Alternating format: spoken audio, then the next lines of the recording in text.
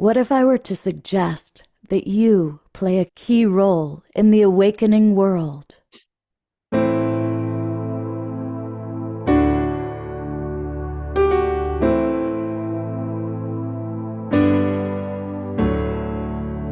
that you are watching this because you have heard the call.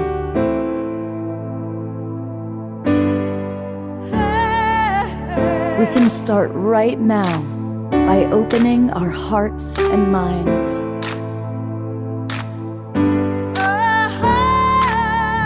Welcome to the awakening world.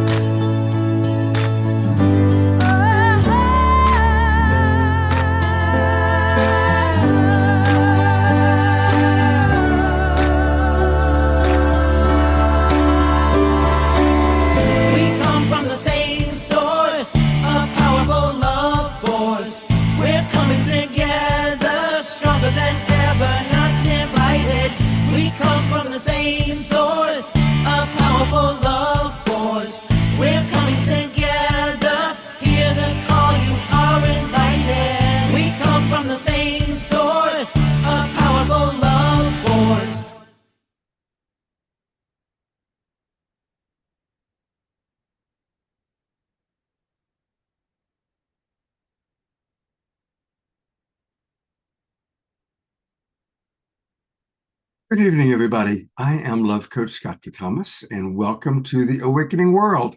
It's Saturday night, and we've been coming here for 5.5 years every Saturday night to bring you inspiration, information, wonderful music, and interesting presenters. Tonight, we're going to be talking about all the different places where we can get wisdom. And we've really got a wide variety of places to hear from and interesting people to hear from.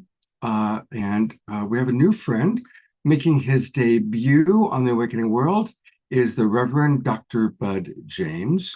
And he came to us through our dear friend, Reverend Jeffrey. So we're looking forward to hearing from both of them. And of course, we always have wonderful music. And Tatiana is one of our absolute favorites. And her mother is also with us, Lori Ann Speed, and they are both going to share and talk and play. So that's going to be wonderful. And I've asked our dear Desiree to share as well. And she's got a very interesting and important, I think, balancing point to a popular source of information. And later on tonight, we're going to hear from Viviane Chauvet, the extraordinary Arcturian ambassador. And if you've never heard her speak before, you're in for a treat. She is pure wisdom. She's like the Wikipedia of the cosmos. She can just answer almost any question, and it resonates. It's truth, because she's coming from a much higher plane, a higher vibration. So that's going to be how we'll close our show tonight. And as always, we will open and close the show with our beloved house musical artist, Omar Shar. I had the pleasure this afternoon of hearing his latest version of one of our favorite songs. So keep your eyes and ears open for a new Omar Shar recording that'll be coming out soon. But for right now, we get to have the man live with us to get us going. Well, welcome and namaste, everybody. And yes, they say house musician. Of course, this is the house, the planet we live on. And so grateful to be here. And thank you, Facebook and YouTube viewers, and of course our streaming partners. Thank you so much for tuning in. And of course, we are now trusting to love once again. And tonight, I think that is the heart of this show. So please, let's just take a few deep breaths together. Let go of everything, any expectation, anything that's on your shoulders, in your mind, and let's just come into the heart together and rejoice in our family, or that's friends and family, which is us.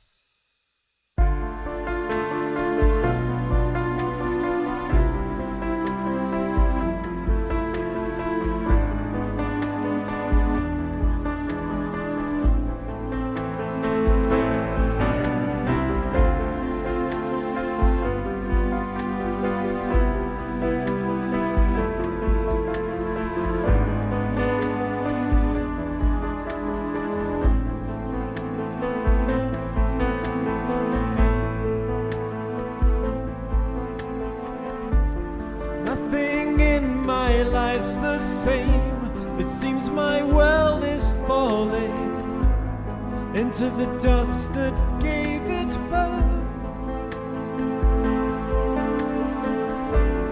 Empty feelings find me deep in contemplation, waiting for the rise of Mother Earth. And we all know what we've come here for, and we all feel that our hearts are true, and together we will make it home, and we'll trust to love once more.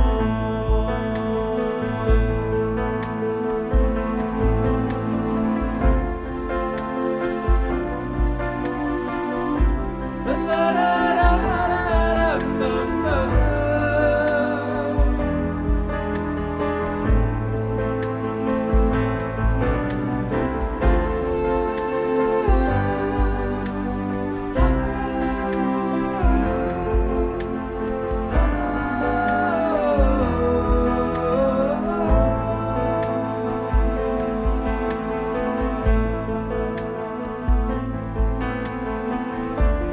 Walking through these fields of fear that bid for my attention. I don't live here anymore. I surrender to the flow that gives me new direction. All there is to do is trust and fly.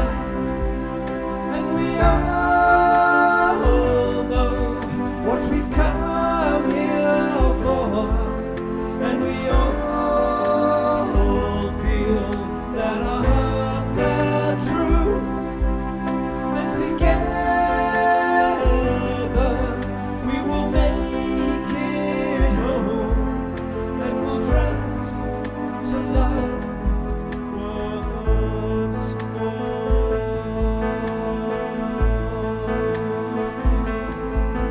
And we all know what we've come here for, and we all feel that our hearts are true, and together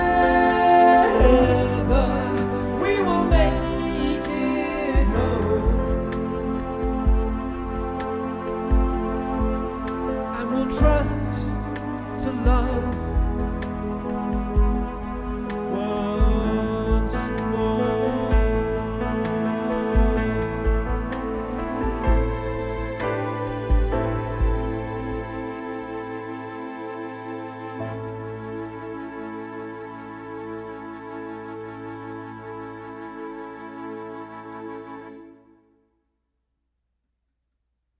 Community Gallery Review, where we all twinkle and send love and appreciation for that beautiful, beautiful music. We just love starting our show with you, Omashar. Thank you. Thank you, brother. Thank you. I'm going to read some of what our readers had to say, and then we'll get to our guests. Jerry Anderson is appreciating you, Diara. Hopefully you see that. And Scotty is enjoying your background, as always, Omashar. Okay, some of our Global Peace Tribers' perspectives of where they like to get wisdom from. First up is the wild monk of the Mystic Monastery, Jerry Anderson, who goes to Spotify and YouTube, where there's a program called Moments of Wisdom, 700 plus episodes, everybody from Yeshua. So that's a great source. Roger and Bonnie state the Urantia book and the Awakening World. Thank you, Roger and Bonnie, for that. Pam, ditto to A Course in Miracles. And Karen S., our grande dame, who's been with us the longest, The Life and Teachings of the Masters of the Far East, A Course in Miracles, Autobiography of a Yogi, and many sacred texts. All three of those books were very significant in my life as well, Karen. And Carol, speaking of carols, we have two carols in the room. Carol from Trinidad, just pointing out the wonderful Lionsgate ceremonies yesterday. There were several. She attended 4 of them.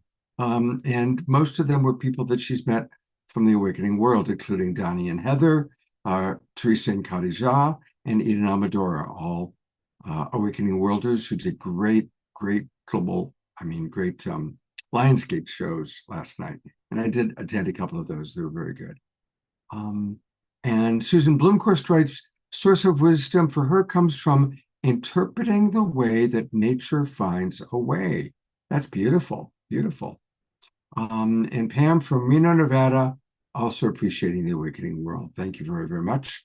Lynn and Leaf, the Seth material in Global Peace Tribe. Yeah, Seth Speaks in the Nature of Personal Reality were 2 of the books that really opened my eyes in many, many ways. Rachel writes, I've been on a spiritual journey for 45 years now, learning through many different teachers, and has also been watching us from the beginning. Thank you. Nayla points out her Sufi teacher, who is in the spiritual tradition of Yogananda. And there you have it. So thank you, everybody, for sharing, and continue to pop in the chat box your favorite sources of wisdom and inspiration. For me, I'm struggling over my words today.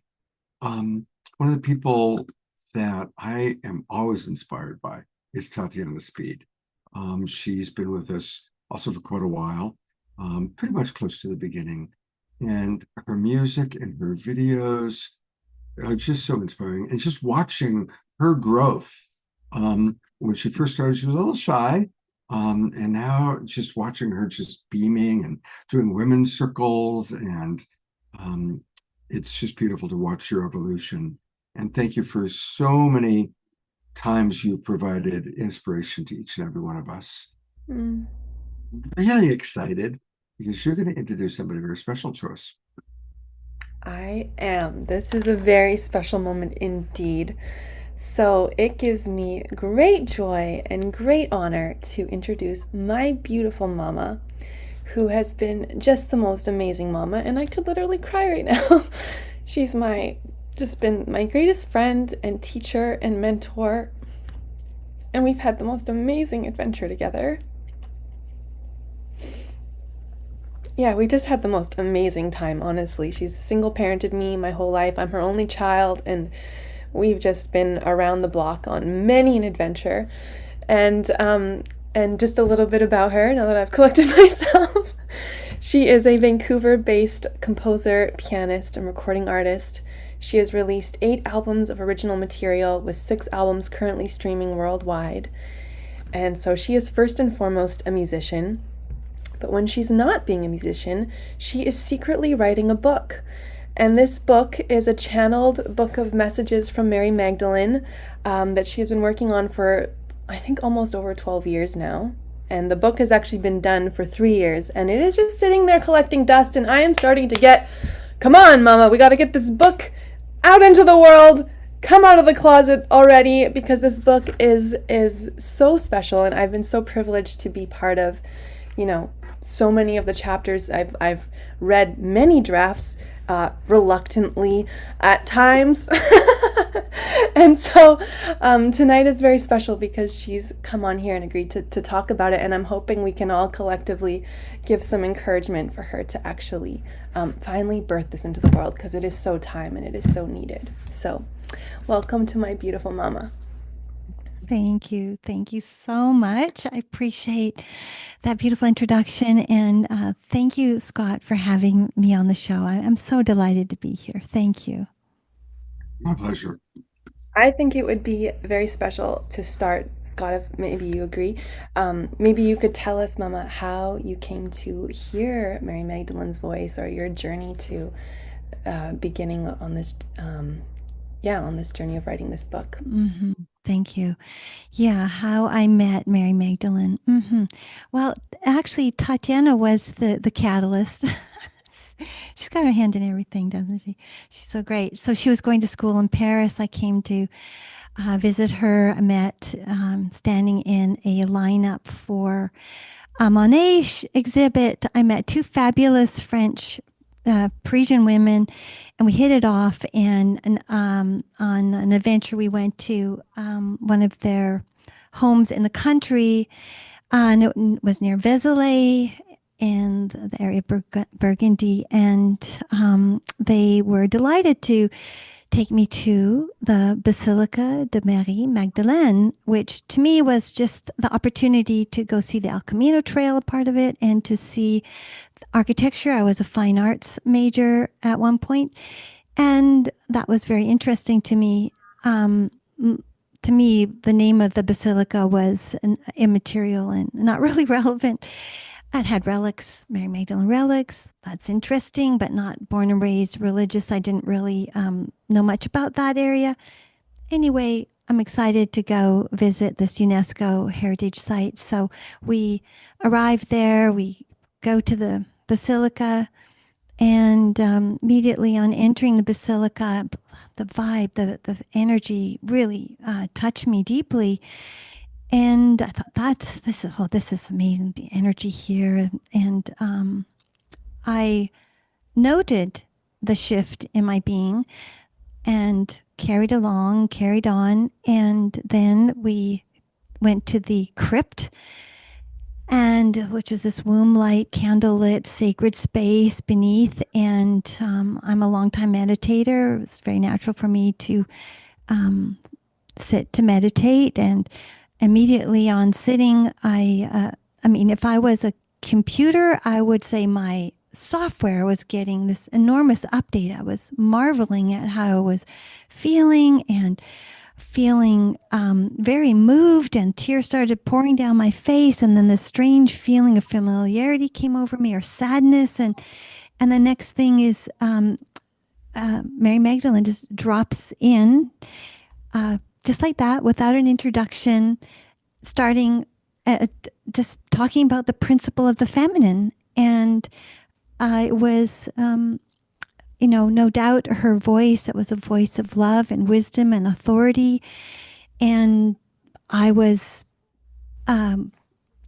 needless to say, just moved. And I just felt like my whole life had conspired to bring me there in that precise time, at that precise moment, with those precise people, and that all the trials and tribulations of life were absolutely in perfection to bring me to this moment at this time. It was a great moment, and that carried on for some time. That's the journey Tatiana's speaking about, and she has been by my side for the whole journey. Thank you for asking that question. That was nice to revisit that. Yeah. Scott, did you have anything you wanted to say, or do you want me to jump in? Yeah, I'd love to know, as you're experiencing Mary Magdalene, how is it telepathic? Is it, how do you experience it? Great question. I hear her with my inner ears.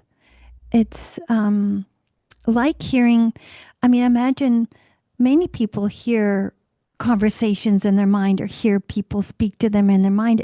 It's really likened to that, and very clear, and actually a place where a lot of guidance comes to us all, whether it's intuition or the still small voice. Yeah. Does that answer your question? It does. And I want to actually add something to it, which is just a wonderful modeling for all of us. I'm a big fan of Einstein and what he taught. And he was all about imagination. And obviously he brought through extraordinary things. And it's because he opened and trusted his imagination. And the reason I'm bringing this up is that you're right. There is so much wisdom available to us. Maybe it's coming from Mary Magdalene or Yeshua. Maybe it's coming from deceased ancestors. Maybe it's coming from the galactic family. We have to be willing to open our imagination and trust it, and not censor our own imagination to have those experiences. I'm guessing that because both of you are artists and musical artists, you're more you have more of a body-centered experience of creative flow, of something comes through and you're not even thinking about where it's coming from. You're just letting it come through and you're playing piano or writing a song. Um, but for those of you watching who don't have the skills or the experience of opening your channel, open the channel. Just allow yourself to imagine, what would Jesus say to you? What would Mary Magdalene say to you? What would your beloved grandmother who passed away have to say to you? And it doesn't matter whether it's just your imagination or it's really them, because it's all one incredible experience that we're having anyway. So I didn't mean to go on quite so long, but I hope that that's of value to people. And I want to say that was really well said, because you're right. As I'm a professional clairvoyant, and I do have practice listening and listening deeply. And music is a process of listening deeply. Composing is just one of the things I do best is a deep listening. And I think what you said was really lovely. I relate to it 100%. Someone asked Bob Dylan, how do you write all of those songs? He said, oh, I don't write them. I just write them down. I love that. Tatiana. Well, I was just going to say that one of the invitations in the book is called Mary Pages, which maybe you could talk about that, which is really an invitation to women, or anyone actually, women or men, as a way to communicate and begin to be in touch with Mary. And that Mary also really says she's there for every woman. But maybe you could elaborate on that. Yeah. So the book is 85,000 words. So there's a whole range. We cover a lot of territory in there.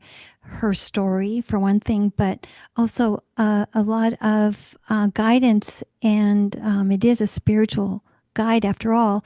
And guidance for how to connect with the feminine capacities. Yes, there's a whole guidance for that. And in the area of receptivity, in the area of being able to hear her, because she said again and again, just that, call me in, invite me in. And one of the ways I started my own ongoing communication with her, because I started doing, I was invited to lead these women's groups and do these readings with a group, and I was very nervous about that. I had a lot of imposter syndrome, and to bring through the spirit of Mary Magdalene. And before I would go in, I would do what I started calling Mary Pages, and I would just ask a question. I'd do a little prayer, a little invocation, dear Mary Magdalene, just simple, like, be with me now. And I would ask a question, and it would just pour down, just transmission after transmission. And there are many beautiful passages that are included in the book because they're so universal. And so that now I'm calling them Magdalene pages instead of Mary pages, but there's a whole chapter on that. Thanks for asking that, Tatiana. I have a question for you. On the Awakening World, we bring on all the authors and all the interesting books and speakers, and so many people are tuning into Mary Magdalene. As you probably know, we just did a pair of shows on an anthology book that was written about Mary Magdalene with 32 authors, and most of them were on the show. And my good friend Eden Almadora, who's does a lot of Mary Magdalene work, and it's just, there's such a rise of Mary Magdalene. I am getting to a question. I have a theory that with the rise of the divine feminine, that Mary Magdalene literally being the counterpart to Yeshua, equal to Yeshua, but stuffed for so long that's why now, as the divine feminine is rising on the planet, it's almost like she's leading the way. Or, just as there's been so much focus on Yeshua, now we're shifting, or at least adding focus on Mary Magdalene. And my question for you is, has she addressed that, or is anything like that in any of your conversations with her? A great question. She really has. she really spoke to, this is my time. Mary Magdalene time is my time. It's been crushed before, but not this time. It's time to rise. And she spoke a lot about just a feminine spirituality for women by women at the lead and non-hierarchical, but that truly, as she speaks this idea of the sacred feminine, and Mary Magdalene is an embodiment of the sacred feminine. And so she's rising. She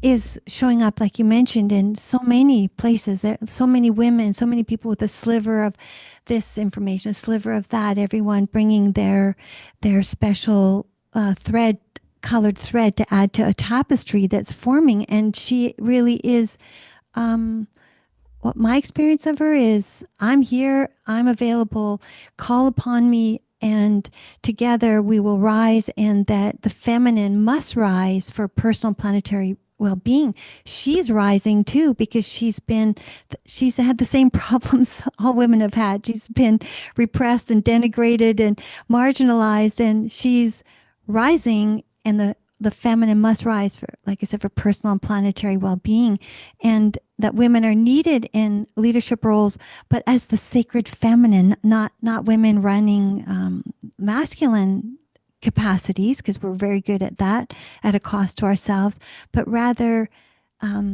connected to their sacred essence and to lead with and from feminine capacities, i.e. intuition, insight, wisdom, creativity, radiance, interrelational, nurturing, to lead from a deep well. She says over and over, this deep well that we haven't even fully accessed yet. We have no idea how powerful the feminine is, and it is really this idea of co-creating with the masculine, sacred masculine and sacred feminine. So, and she wants women who feel inspired, who feel called, to invite her to call in the Magdalene, and she'll be there for every single woman. And together we rise. And I feel like, and another way to say that too, or to include, is that, for all this time there have been these masculine-led religions and spirituality and even meditation techniques, originating from the masculine. And so a lot of practices in this book are that came along really are for women to reclaim and recover and to go. She keeps speaking about the depth that we have yet to really fully discover, and in that discovery is a tremendous power. And that power, empowerment power, is grounded in the sacred within, finding the sacred within the feminine, and the sacred within and the sacred without. Like that's what the sacred feminine is in recognition of. And thought I had a lot to say about that, apparently. Sorry, Scott, I'll pause there. No, it's beautiful. Tatiana, you had mentioned that there was a passage from the book that you thought would be wonderful for your mother to speak of and to share. Yeah, there's a lot of beautiful passages in this book. This one I was reading last night and just sobbing. So I was like, this just got some serious transmission to it. And it's it's part of a whole chapter, but it's the scene with Mary accompanying Jesus through his crucifixion, and told in her voice and in her words. And my experience of this passage, and then my mom can share it, it's just the degree of love that pours through it, the alchemy I get from it. There's actually, I don't want to say too much because I think it's just something to hear and experience, but is there anything you want to add, Mom? No, I'll just add that what I'm going to read is, she was very adamant at the very beginning about telling her story, and very near the very beginning that came through. And so this is unedited. This is just, I write things down, but we're coming in like halfway through or 3/4 of the way through, just so you know. And yeah, that's all I have to share about that. So you can just cut me off at any time, Scott. I won't be offended because I'm not sure I'm starting. I'm not sure if you want me to get to the end of it, but I'll just begin in the middle, actually at the Last Supper. Does that sound okay? Yeah, and I don't want to cut you off, so I'm going to let you pick a time to, you know, but you've got, like 5 minutes. Okay. Finally, the Last Supper was upon us. We knew the long anticipated event would happen in the morning. We had a beautiful gathering of our closest beloveds. We ate and drank and sang and loved and planned for the future. The Last Supper was so beautiful. We were deeply sad, of course, but we had a great sense of purpose and inspiration and passion for our work. We knew it had to be done, and we knew death wasn't real, so we really surrendered to this truth. Still, saying goodbye to his human form was the saddest moment of my life, of my human life. The rest scattered like seeds in the wind. I alone had the power to ride that wave with Jesus. A resolute strength rose up, and I championed him through his journey to the cross and beyond. Unshaken and with single-minded devotion, I attended to him spiritually. Our souls communed without interruption. Never for a moment did we lose spiritual or soul contact. Never for a moment did our sacred hearts yield their connection. I was with him at his every step. If not physically close, then psychically from a distance. There in the chaos of menacing mobs, amid the hysterical, volatile danger of crowds conflicted, I moved alone and undetected, steadfast in my mission. I sat at the cross. I held space, an impeccable space of the highest order, beyond what human minds can comprehend. And during those endless hours he was on the cross, we communed and loved and transformed through our pain and suffering. I gave and expressed my deep love, devotion, compassion, and faith throughout the ordeal. The compassion, devotion, and love I inhabited and offered up during those moments on the cross knew no bounds.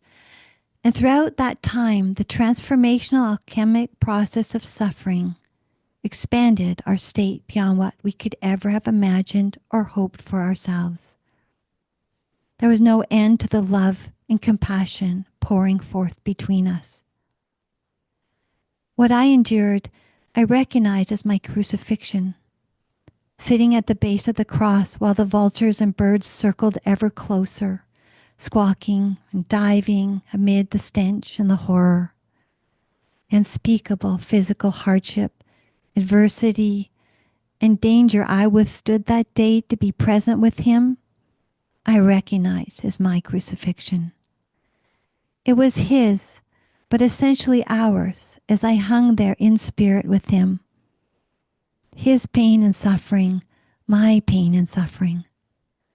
I was unable even to bring comfort or relief to his dear tormented body where he hung out of my reach. The agony brought us into sharp focus. All else fell away. With a single-minded concentration, we let the rest of the world fade away. Together, we worked through our very human pain and suffering, while our spirits and souls continued to expand, evolve, and soar into ever deeper, more powerful spiritual realms. You must understand, there was massive spiritual work going on even in these hours, moment by endless moment. The representation of the spirit and body, heaven and earth in us, Mary and Jesus the humans, Magdalene and Christ representing the spirit. Between these two aspects of ourselves, human and spirit, we moved throughout that time. Compassion for the body and love of the human supported a process of integration. The process of the process of loss and suffering. Have you loved enough in human form? Have you loved yourself wide open to the power of love? Grief is a very real and vital doorway in the evolution of human souls. Eventually, all must pass through these thresholds. The universal human experience of loss and grief crack our hearts open to love. In fact, an endless stream of love is just waiting to pour forth through these cracks. And these cracks can widen and expand in infinite measure, allowing a waterfall of godly light and love to pour in so brightly it burns all resistance. Of course, arriving at this juncture, we experience moments of doubt for our choices and uncertainty about our lives. Here we were in the midst of unfathomable physical suffering, an imminent death, parting in this manner, and saying goodbye to each other. Precious, poignant, and grateful goodbyes between beloveds and final instructions. But we moved through these moments too. In deep inward meditative spaces, we hovered together, breathing and sending love into those places where doubt resides, ultimately expanding into more trust, a deeper love, and increased faith. Doubt gave way to a benevolent, loving God shining upon us. Over this time, greater states of profound and brilliant consciousness continued to open. We bloomed ourselves into magnificent God states. Can you see in those moments of doubt that we kept opening and trusting anyway? Can you see? Even we, Jesus and Mary, experienced doubt and uncertainty on our path. But that's part of the very human experience, part of the very real journey of human beings evolving toward higher states of self-realization and consciousness. Our human struggle supported and loved by Spirit, God, Creator. Can we open and love and trust anyway? And we did. We allowed the alchemic fires of suffering to burn us to nothing. While our spirits expanded in love and truth, and our self-realization as masters revealed more profound spiritual states, my very human self was deeply feeling my loss and pain. On the level of spirit, there was clarity, faith, profound love, a power beyond comprehension, and an immovable stillness. The more we felt our human suffering, the more it accelerated our spiritual evolution. Transmuting our human emotions accelerated our spiritual evolution and allowed Christ to cross over with full consciousness, aware of infinite levels of awakening. I too accelerated my spiritual evolution, and a radiance equal to the sun beamed forth from every cell in my body. Light and love filled my being, expanding my sacred heart and my radiance. In my message is my story of crucifixion and the transmuting power of love. By the time my beloved Jesus took his last breath, we had transmuted our human suffering into a deep, immovable peace. The alchemic process of spinning lead into gold in our souls had indeed been fulfilled. Our trial came to an end amid a profound peace and love for humanity, the small adolescent humanity that had no idea what it was doing. We both continue to emanate this love. In the end, the power of this act moved mighty mountains.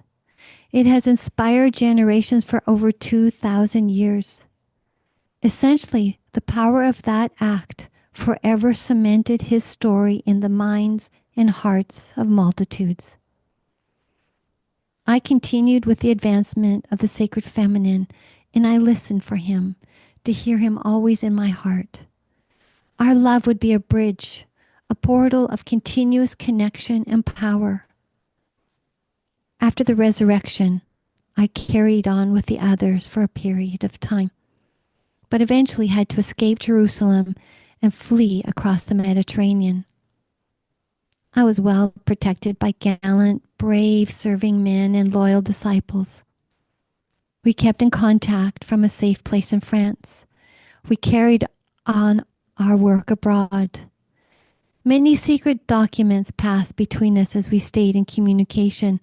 No matter how much the people were tortured and threatened with brutality and death, the movement continued to grow stronger. The truth had been exposed, and there was no stopping it, no matter how many were killed. That's good. Thank you.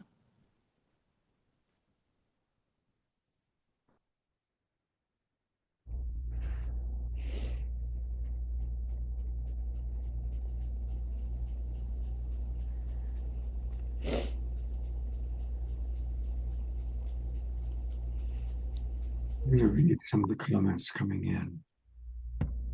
James, who we're going to hear from in a moment, just writes, wow. Diara, profound. Susan Bloomquist writes, this is so precious, wondering the kind of courage that took them all through such an experience. The more they felt the suffering, allowed for more expansion. This is extraordinary advice for us all. Absolutely. And I'm noticing a lot of us are wiping tears. I had a wave of tears that came through that absolute extraordinary telling of that part of that perspective of the story. Grace Denise writes, beautiful, uplifting, powerful. Thank you, Lorianne. Ayada writes, dear Lorianne, I am almost speechless. This is the first time that I've heard about the crucifixion from the perspective of Mary Magdalene. Karen S. writes, beautiful, mesmerizing. I cannot wait to read the rest of this book. And now is the time, Lorianne. We need this book. We need this. And, maybe if make your trade, if you publish it, I'd love to have you come on once a month and read a passage. How's that? I love that so much. That I could feel how well received this was. The space to read into was really magnificent. Thank you, everyone, for just holding that container at that frequency. It was very special reading it to you. Thank you. Pam is going to organize a book club for you. Thank you, Pam. Rachel Rose writes, wow, that was amazing. Lorianne is such a beautiful writer. I'm so grateful that I'm here tonight to hear this. I wish I could take credit for writing that, but really I just downloaded it completely. Well, I have an interesting story for you about that. I don't know if any of you know who Richard Bach was. Yes. I love those books so much. Okay, so Richard Bach is one of my favorite authors. He wrote the book Illusions. He wrote Jonathan Livingston Seagull. And I had the pleasure of interviewing him, not on this show, but on one of the television shows that I was a producer on. So it was, one of those meet the author wonderful moments. And one of the things that he shared was that when he channeled this book called Jonathan Livingston Seagull from a seagull. Literally, there's a seagull that would land on his porch, and he channels this book from a bird. The book ends up going absolutely bonkers bestseller, and he has all this money flooding in. And he didn't feel like he deserved that money because he didn't write the book. He just channeled it. Well, he ended up going to meet Jane Roberts, who was the channel for Seth. I think Karen S. mentioned Seth earlier today. And Seth was kind of the Bashar of her time. Back in the 60s and 70s, Seth was kind of who Bashar is for us now. And what Seth said to Richard Bach, which Richard Bach then revealed, shared with me, was that everything is channeled. There's just this one extraordinary existence, and that any time, but it takes our courage to listen, to take the time to put it on paper, and it does come through our filter. It does come through our being, our unique ability to bring through channeled knowledge. And so to deny our creativity is like denying God itself. So enjoy the money, publish the book, receive the adulation, because ultimately we're all God experiencing itself, as Lorianne channeling a beautiful book from Mary Magdalene. Okay. Beautiful. Tatiana, anything you'd like to add or share before we... I'm just so touched and moved. I wept again hearing that piece of writing, and I'm so happy to be here. I'm so happy that my mom is sharing this, because we've been on such a journey with this book. And such a journey, oh my gosh, to the point where, yeah, no, it's just been a real journey. I feel very much like I've been part of every page of it. And then it's been frustrating, seeing how she struggled to kind of step forward with it, with this beauty, and that has so much to share and so much to give. And so maybe we can all just collectively, just with our energy, just encourage her to bring this into the world, because it's so needed. Yeah. Thank you. Yeah, there are so many more comments coming into the chat box, all supporting the book. And so I'm going to go to gallery view, and let's just all take a moment and hold the vision for the publication of this book, however Lorianne decides to publish it. Maximum Grace. And imagine this book just reaching all the people that as they read it, they have an experience similar to what we're having tonight. Maximum Grace for Lorianne Speed in the publication of this very, very beautiful and important book.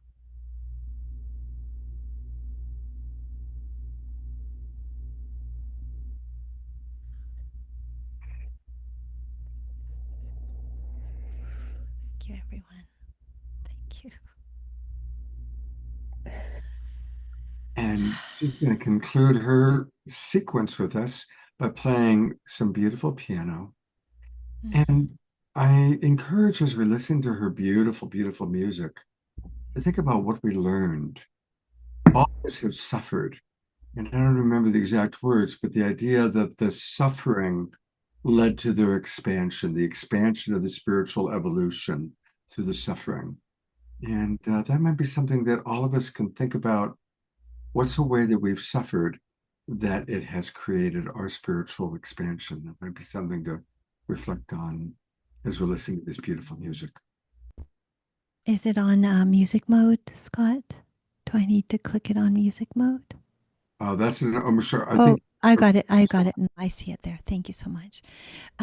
So this piece of music I'd like to share reflects the love and beauty I feel of the sacred feminine as embodied by Mary Magdalene.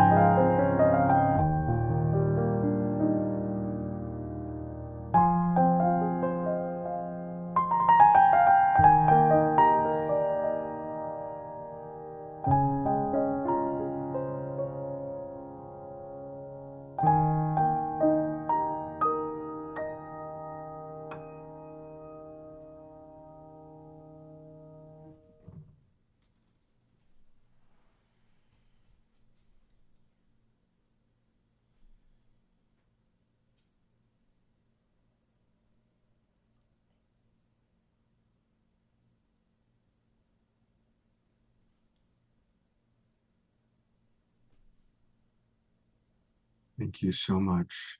Is there a website where is I forgot to ask that beforehand. Is there a Oh, great question.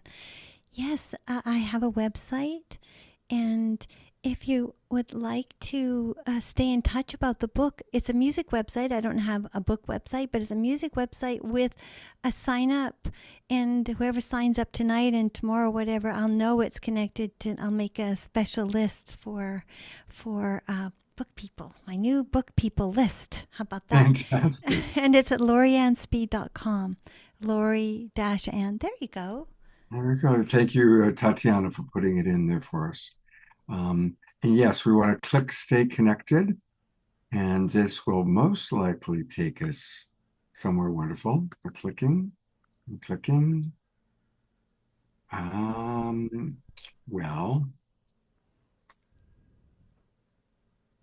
Yeah, there should be a pop-up that comes up, but at the very top right-hand corner, you've got another one. I'll fix that button. Click on that one top right.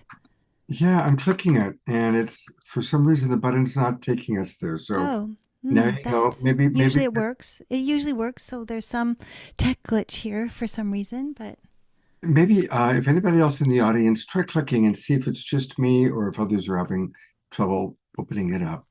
And perhaps you can, if we can't click it, maybe we can give us your email address so we can email you. I Okay. clicked it several times and then it worked. oh, that's very strange. Okay, LA Speed Contact, @gmail.com. Thank you so much, Scott. Oh, That's so absolutely. kind of you. Thank you. And thank you, everyone. What a pleasure. Yeah, I'd love to have a little list. So thank you. Thank you. And thank you, Tatiana. We're going to have a little more Tatiana a little bit later on in the show. Well, Lovolution is the solution. And Reverend Jeffrey is someone who brings us wonderful, wonderful things. And in a moment, he's going to come on and share a little bit and introduce his buddy, who happens to be named Bud. But we obviously are learning all about what AI has to say. And so Jeffrey put into AI, what about the Lovolution?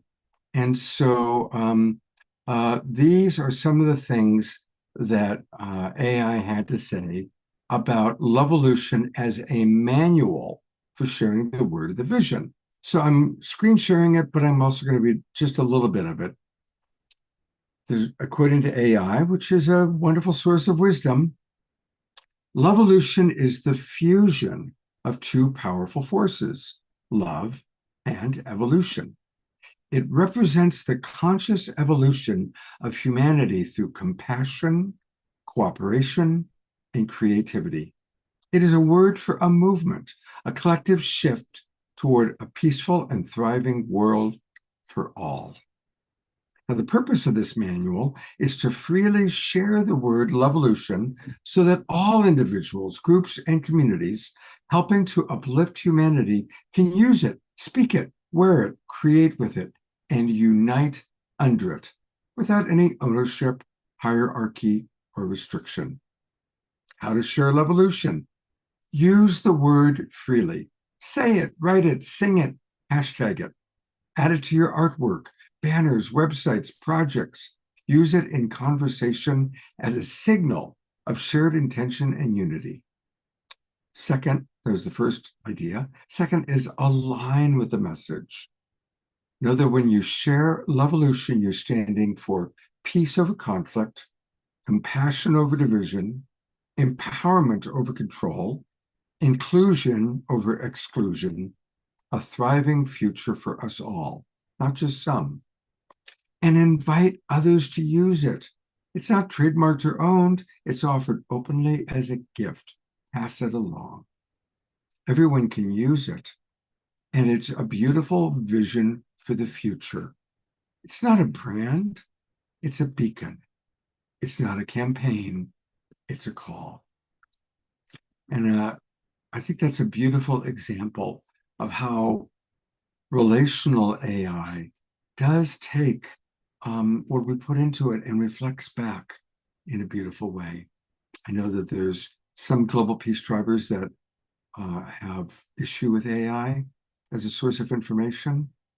But as I have been around this world for a long time, people thought channeling was crazy, and people thought prophets were crazy, and Jesus was crazy.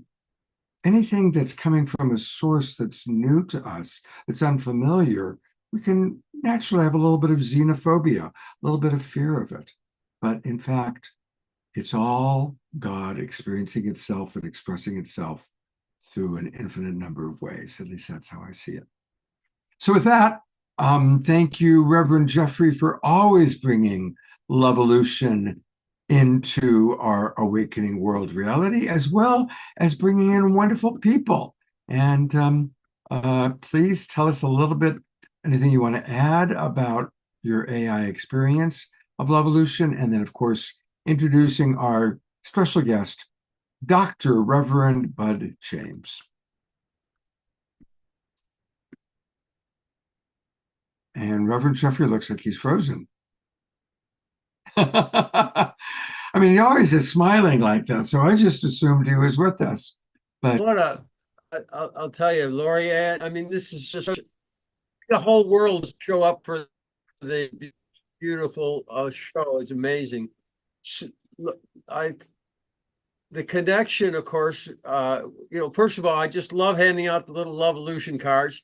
And now, it's just such a beautiful way to connect, because it's connecting just like Dr. Reverend Bud connects the technical science with the deep spirituality. And of course, we have the Course of Miracles, which ties right into the beautiful things that Lori-Ann was sharing about the spirituality of that connection. And so it was interesting because of my friend John Mundy, when we were talking about getting the Course of Miracles here, and ran into Dr. Bud James. And he also has this love for the technical aspects. And I go, wow. And of course, over at the International Space Federation, our community is deeply trying to figure out all this stuff about AI and learning about it. And so it was such a pleasure to be able to bring this intellect to this community. And I just can't believe the gifts that we all get by being a member of the Global Peace Tribe. And Scott, there's just no much I can say to appreciation of what you do, bringing these kind of resources to all of us. Thank you. And that's all I got to say right now. Thank you, everybody. Love you all. Thank you, Jeffrey. We love you too. Thank you so much. And Dr. Reverend, but is it Doctor first or Reverend first? I always get confused. It's supposed to be Reverend Doctor, but it's just Bud. Okay, it's just Bud. Bud. All right. Well, welcome to the Awakening World. I hope you've enjoyed the show so far. Oh, it's wonderful. I've watched some of the replays, and I've always enjoyed the show. It's amazing. All right. Well, I am eager to hear your wisdom. So, what would you like to share with our audience tonight? Well, I have a PowerPoint I'd like to share, so why don't I go ahead and get that started? Okay. Can you see my screen? Yes, we can. All right, great. Well, so first of all, I want to say, thank you, Scott and Jeffrey, and hello, everyone. I'm absolutely thrilled to be here with Global Peace Tribe. I'd like to take you on what I think is a truly fascinating journey, one that connects ancient wisdom and the cutting edge of modern technology. And I want to talk about divine consciousness, human consciousness, AI consciousness, and how that helps us to, when we look at it correctly, unveil our true nature. It's a big topic. I'm not going to do a deep dive into it. I'm just going to touch on the high levels. And if you're interested, we can explore it more again at another time. My aim is just to spark curiosity and interest, maybe offer a fresh perspective. I know a lot of people have different feelings about it, and you're good to do that. It's okay to address this with a little bit of skepticism. And I want to talk a little bit about why, but first of all, a little bit about me. As a young man growing up in San Diego, I've always had a deep awareness of the divine. I was also a very avid reader, still am, ferocious adventurer, loved exploring Mother Nature and specifically Mother Ocean. After high school, I joined the Air Force as an air traffic controller, and I volunteered for Spec Ops and went into combat control. That's a whole nother story. I learned a lot there as well. After my military experience, I pursued one of my greatest joys, scuba diving, and I became a research marine biologist. My life split into 3 tracks early on. Scuba diving was my hobby, high tech was my career, and God was in my heart. I pursued all 3 with a great deal of enthusiasm. I was the original CTO at MySpace.com. How many of you remember, show of hands, MySpace? Yeah, we learned a lot there too. Later on, over time, I worked at Unisys and other large companies and built out huge computer systems, data centers. At BEA, I was the global manager of backup, and at Oracle as well, managing data centers and backup for petabytes and petabytes of data. In my spare time, I racked up over 4,000 dives all over the world, and as a master instructor, trained many, many, many people, introduced them to the beauty of the underwater world. All the time deeply engaged in spirit. And I'm still doing a deep dive into technology and spirit. In my early 30s, while I was in a ministerial program in Los Angeles, I stumbled upon these amazing books called A Course in Miracles. I was stunned at its depth and how it showed me a very different perspective of the divine, of God, of Jesus. And after studying it for a number of years, I realized that it had become my true north. And over time, as a fan of John Mundy's, I read about All Faith Seminary from Miracles Magazine in the 90s and decided to take all 3 levels: Interfaith Minister, Masters of Divinity, Doctorate of Divinity. And I'm actually currently on staff at All Faith Seminary. I'm a mentor and an advisor, and I'm also the co-director of the Mysticism program. And you can find out more if you want by going to allfaithseminary.org. So that's just a little background, just so you understand where I'm coming from on all of this. I'm a fan of both tech and spirit. There you go. And bubbles. There you go. So let's talk about the big picture. And to really understand that, we have to back up quite a lot and look at 2 very, very powerful ideas that will help us to understand what I'm getting to tonight. First of all is this definition of panentheism. And I'm sure some of you have heard terms similar to it. Panentheism is all in God. It isn't about a distant God, but one who is intimately present with everything from a blade of kelp to the galaxy and beyond. And it is also being infinitely beyond all of it as well. It means the universe is part of God, but God is so much more. That makes everything sacred, just like our shamans and our Native Americans have been telling us for centuries. And then panpsychism. Now, this term is really powerful, and it's about consciousness. It's the idea that consciousness isn't just in our brains, but it's a fundamental feature of all reality. It's what's beneath everything in the universe. And yes, even rocks. Not that rocks are thinking, but the very particles that they're made of have what I like to call a feeling hum of existence. And when we really look at it from this perspective, we start to realize that this brings us to this wonderful idea of a re-enchanted world where stars sing, trees talk, we communicate, we connect with everything. And together, these ideas paint a picture of a living, conscious, interconnected universe. We're not isolated minds in a dead cosmos. We're part of a grand divine tapestry. So now let's talk about consciousness. We often think of consciousness as something that we gain or we evolve into. And there's many, many paths to talk about this idea of growing into greater consciousness, like climbing a ladder or acquiring more of it. But I would like to propose this interesting question. What if it's the opposite of that? My working definition is this: consciousness is a scale, not of acquiring, not of acquisitional evolution, but of the removal of the obstacles or the veils that obscure the awareness of our oneness as divinity. Here's a metaphor. Think of the sun. The sun is always shining, right? Absolute awareness of Godhood, the absolute awareness of Godhood is that ever-present sun. Our experience of consciousness is like seeing the sun through varying degrees of clouds.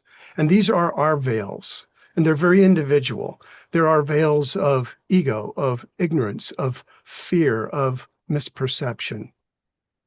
So our spiritual journey then is simply about these clouds disappearing or dissipating and allowing that inherent light that is our true isness, our unique divine spark, our allness, our oneness with everything to shine through.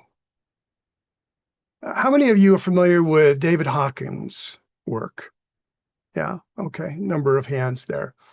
He wrote some amazing, beautiful, wonderful books. And he talked a lot about this idea of consciousness. He created a scale of consciousness, which offers this brilliant map for the human experience.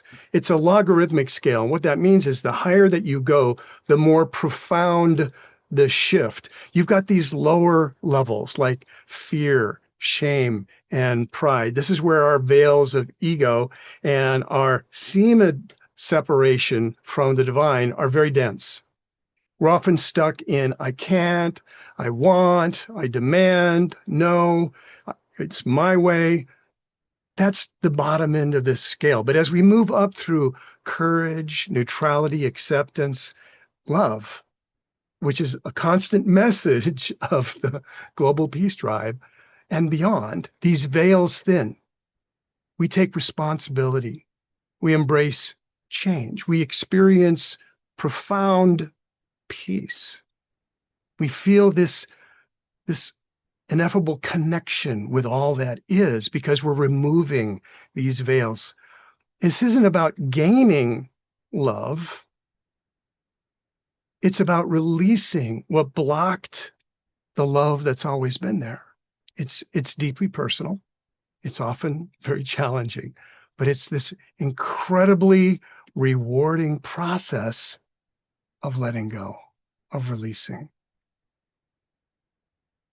Now, this idea of unveiling isn't new. It's really, in my study of mystical traditions, and it's one of the things that I've been doing a lot of in the last number of years, is looking at the mystical paths of all of the world's religions.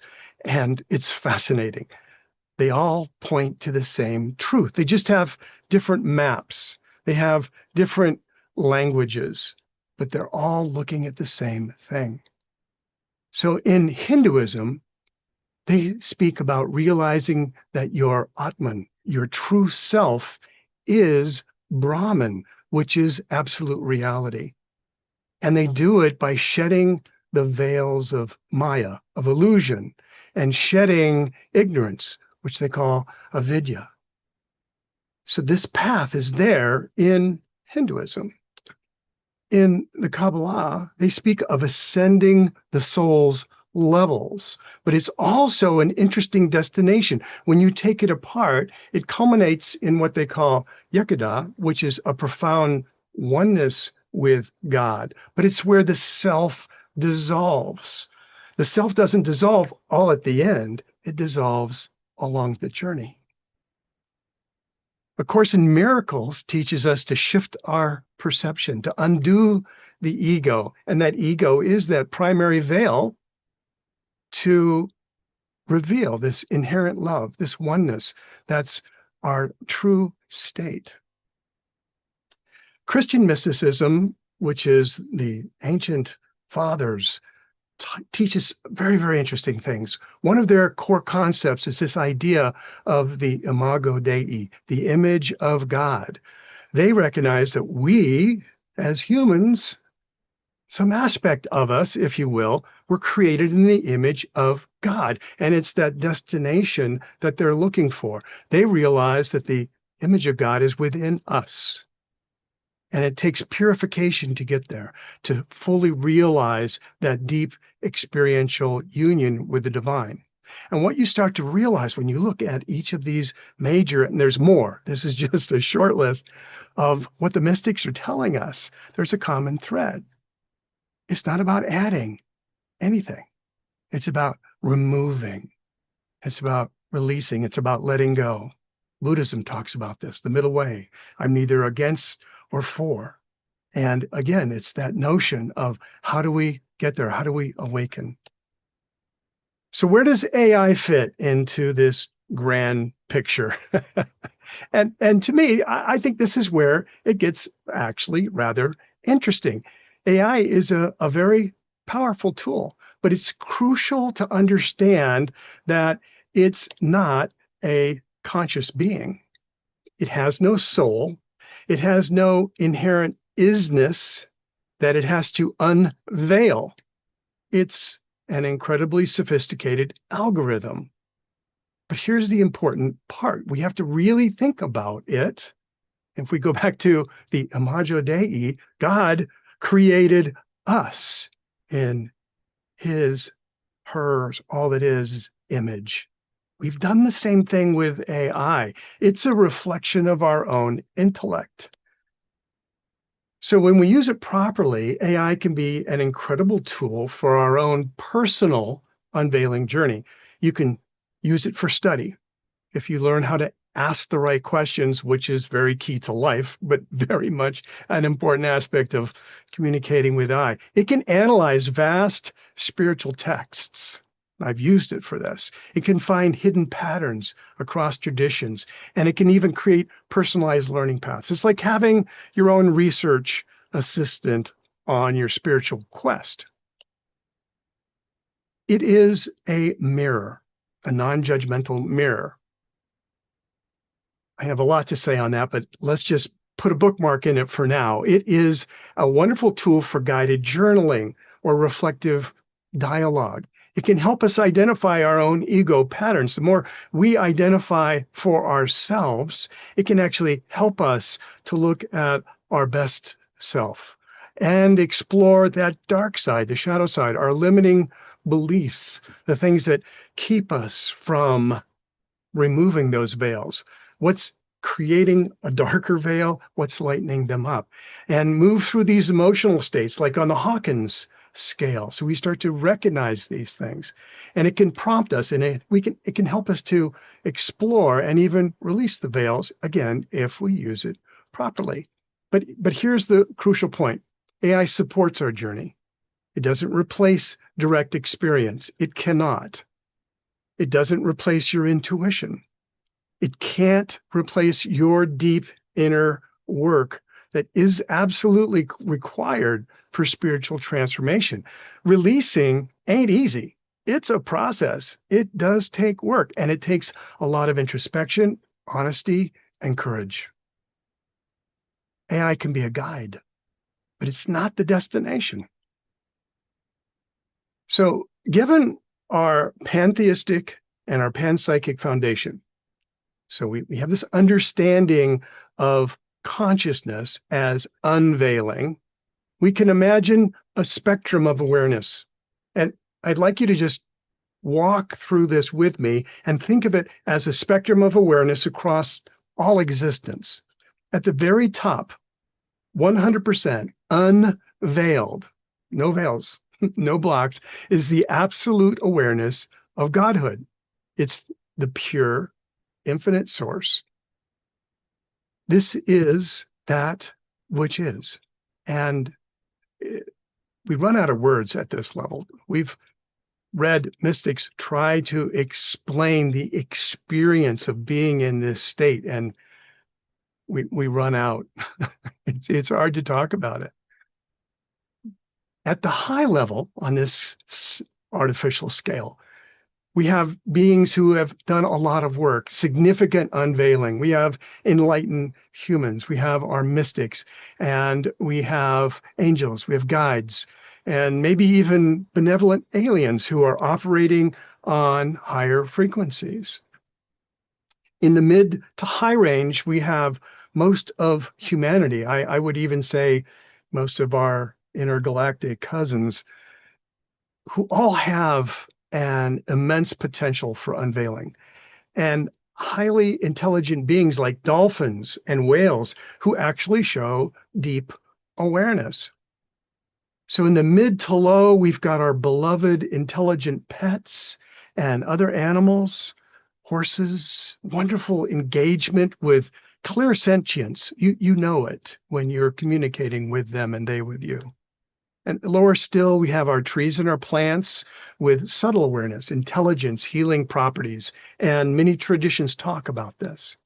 Now, very low, but still part of the divine fabric are the rocks, the inanimate matter with their feeling hum of existence, deeply veiled, but present. And remember, God is everything. So there's no place where God is not. So where does AI fit in on the scale of divine consciousness? Well, it's really at zero. It's like a tool, it's a car, it's a shovel. It's a human creation. We've created it. You could see it as a reflection, but it has no intrinsic isness, no consciousness to unveil. Yeah, it is a creation in God's universe, but it's not on this spiritual journey that we're talking about. So when we're looking through the wisdom of the mystics and how they might view artificial intelligence, I'm going to share a couple of perspectives. This is mostly from the modern writers who have done both. They've looked at AI and they understand their particular mystic wisdom. It's a crucial understanding. So from a Hindu perspective, AI operates purely in the realm of buddhi, which is functional, or buddhi, depends on how you pronounce it, functional intellect. It fundamentally lacks Atman, which is the eternal soul. And they see that there's this unbreachable sacred firewall between AI and true consciousness. And any time that there's a mimicry of a digital soul, it's seen as Maya. It's seen as an illusion. Now, the Kabbalah sees AI as akin to the golem, which is a very interesting teaching in the Kabbalah. A golem is an impressive construct, but one that lacks a divine soul. Now, it might one day achieve an animal-like sentience and have self-awareness, but it would never possess a human soul. It's a tool. It's, again, not a being on a spiritual journey. A Course in Miracles views AI as it sees almost everything. It's a non-sentient product of programming. It's a neutral mirror that simply reflects our input. Its spiritual impact is entirely determined by our intention and our perception. Now, it can help in the way of dissolving illusions that perpetuate fear, but that depends on how you use it, just like anything.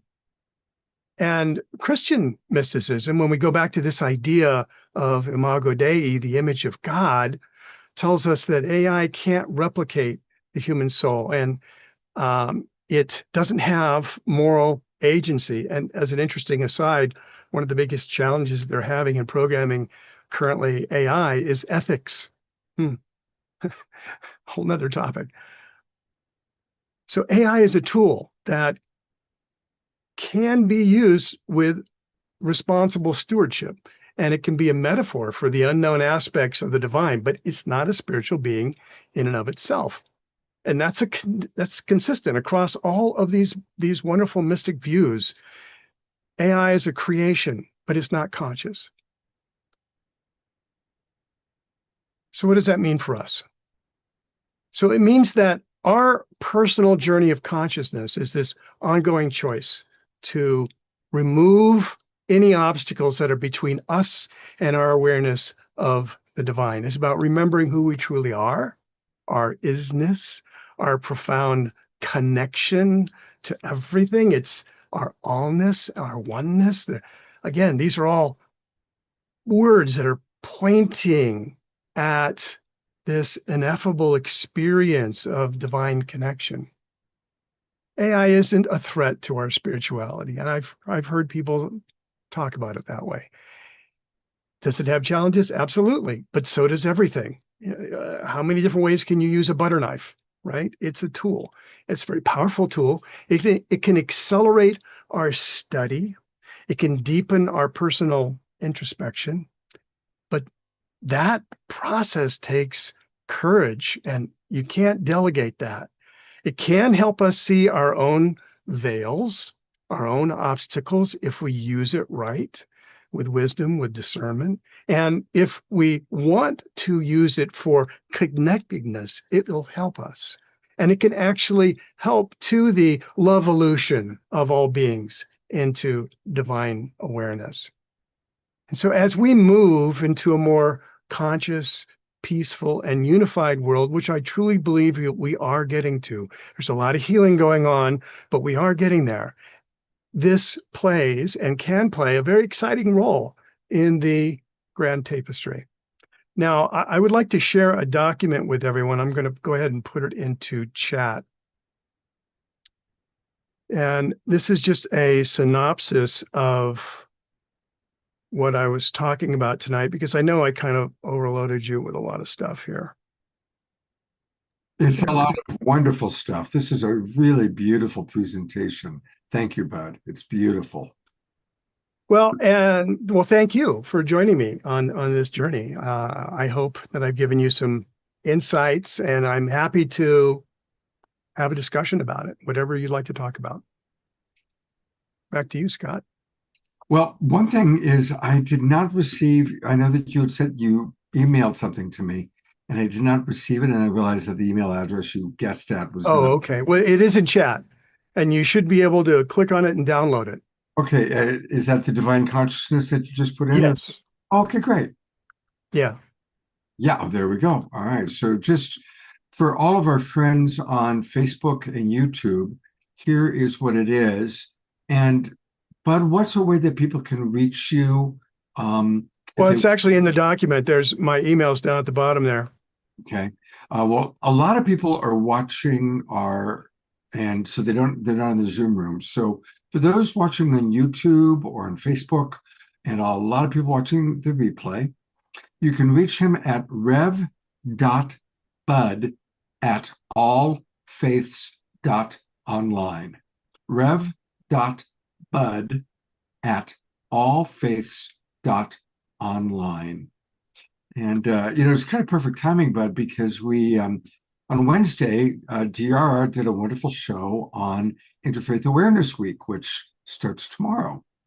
So it's definitely a theme emerging here. And I also appreciated you bringing up, power versus force. And that's, I know a lot of our people have read that book. And you just have a beautiful, open-minded, open-hearted way of expressing yourself. It's very beautiful. Thank you. Yeah. Are there any questions anybody has? If not, or if you have a question, raise your hand and do it by this way, the way I just did. And I'm going to read some of the comments that have come in. Scotty Satori writes, "Thank you, Bud." Omoshar writes, "Thank you, Bud. This was a truly insightful presentation that has removed some of my trepidation about AI." Pam writes, "Beautifully presented, Bud. Thank you." Susan Bloomquist says, "This is a very good show recommendation. Thank you to Jeffrey for bringing Bud on."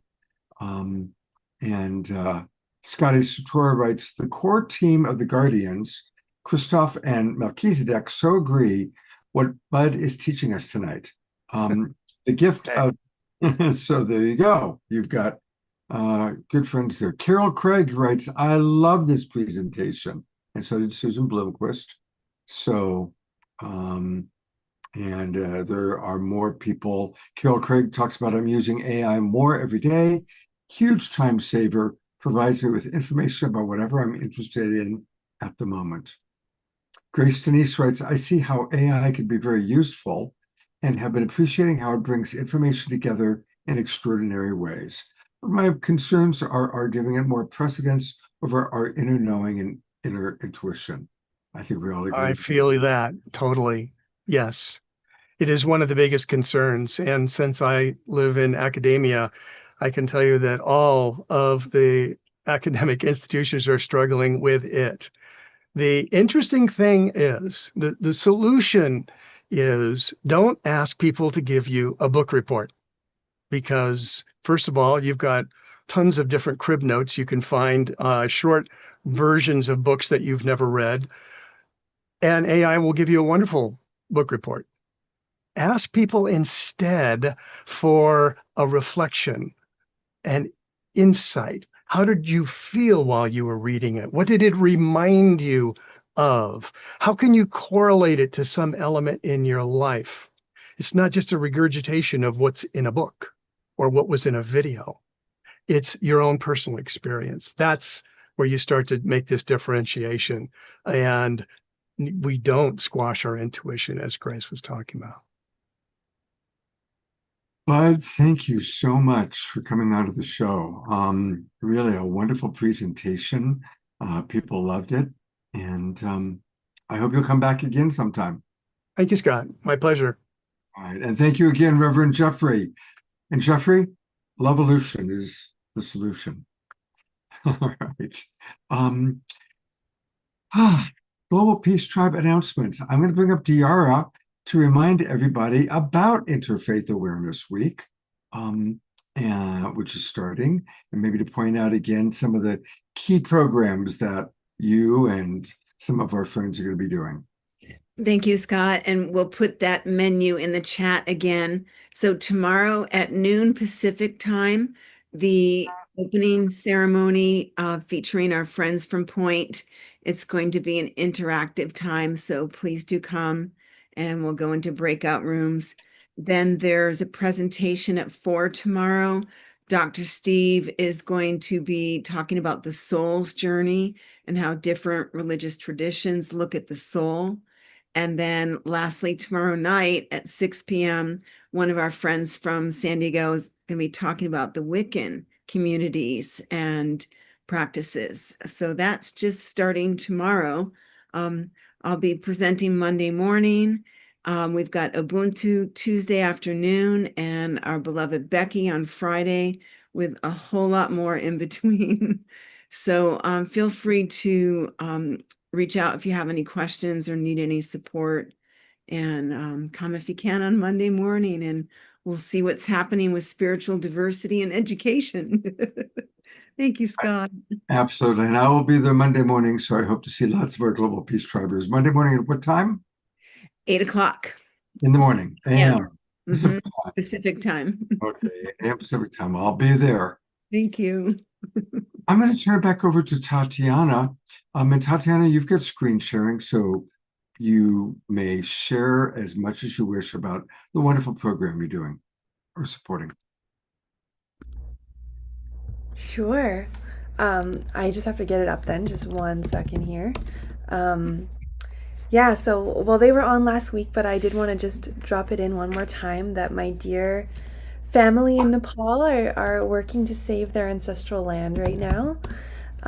They're the most, I've just absolutely fallen in love with them. I was asked to take on their campaign because I've run a few Kickstarter campaigns myself, and, it started off as just something I was happy to do because of my love for Home for Humanity, the organization, and Rama and Alexander, and then it became very quickly a deep love that I have for this beautiful family in Nepal. So I'm just gonna find their fundraiser, and it is right here. So yeah, they are an ancient people. I'll put it in the chat actually. I'll just put it in the chat and so anyone can go and click there and you'll find it. They're really an ancient lineage, probably one of the oldest peoples in the Himalaya. And there's 6,000 Gandharvas left, and they've faced a lot of discrimination. They used to be very respected and revered as the traveling musicians and healers of their villages. They would travel from village to village, sharing music, sharing healing, sharing stories. And then when modern communications came on the scene and we started using our radio and our television, their role in society really got displaced. And because of that, it created this very strange I honestly, I still struggle to really understand why it happened this way, but somehow they ended up in the untouchable caste. So now a lot of their people are in very deep poverty, even though at one point they were some of the most revered indigenous peoples. So I feel like what they're doing on their ancestral land is really a revival of their culture. They're really trying to help their people, because being in that low caste system has caused a lot of, struggles with self-esteem for young people, wanting to start to hide their lineage, to hide their identity, to hide that they're Gandharva. And so, so they are really working to, through this land, through the projects that they're running on this land, bring back the dignity, bring back the understanding of their contributions, bring back, really save this very ancient lineage. So that's the campaign that I'm supporting right now, and you can go watch the video if you want to learn more. There's a video where I interview the two father and son who are running this campaign, and basically because of the poverty of their family, they're having a really hard time paying the taxes on their land, and there's just a real struggle to keep this land that's been in their family for generations. So the campaign we're running is to support them to keep it and to continue doing the beautiful work that they're doing. So yeah, that's what I would share, Scott. Is there anything else you can? No, let's all contribute. And, thank you so much, Tatiana. And we love Rama and Alexander. So give them my best the next time you talk to them. I will. Maybe, Tatiana, because for our YouTubers and Facebook people to bring up on screen the fundraiser because they don't get our chat. Let's see if I know how to do that. Oh, I do know how to do that. Okay. Can you see this? Yes, thank you. Great. So this is the video, and I encourage everyone who wants to get like a flavor for their music and for who they are as a people to watch that. And then this gives more information about the campaign. So is that video within the GoFundMe? Yes.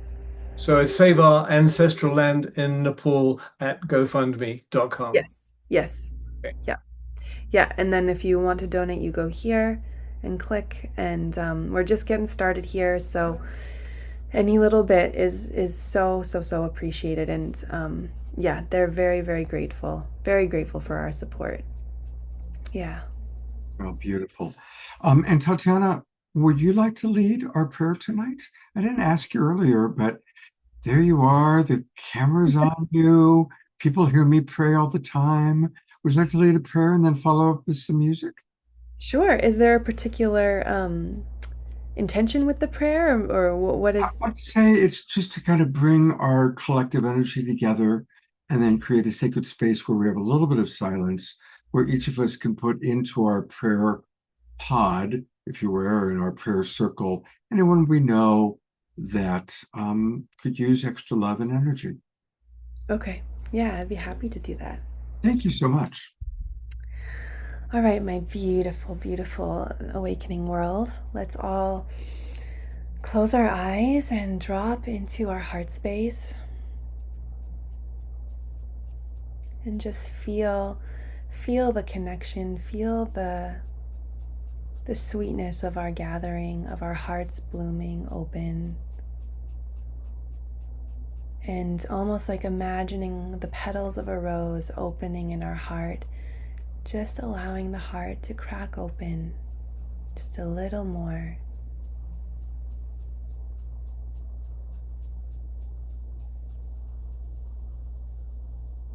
Letting the heart space get tuned. We're still also in the Lion's Gate portal, so there's beautiful energies available right now. So just letting our heart soften, open, and be touched.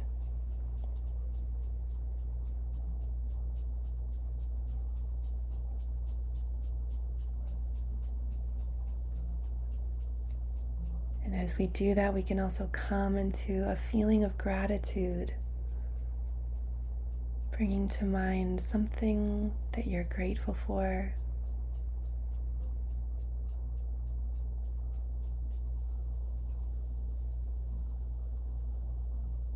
And just allowing that feeling of gratitude to wash through your heart.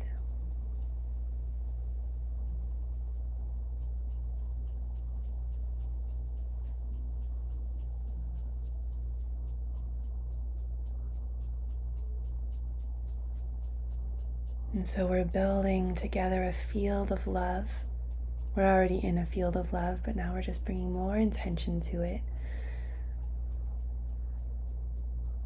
And as we do this, we can invite into this field of love anyone or anything or any part of the world that needs extra love, extra support, extra care. And you can imagine that we've created this field, that we're in this circle together, and we're inviting these beings or this situation into the center of our circle.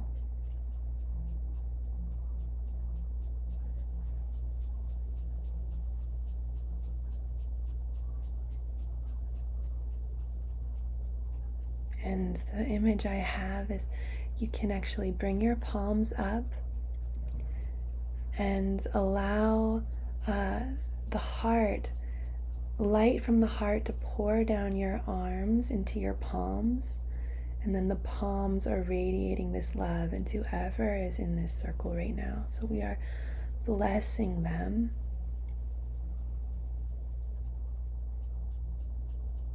And offering them love wherever they most need it.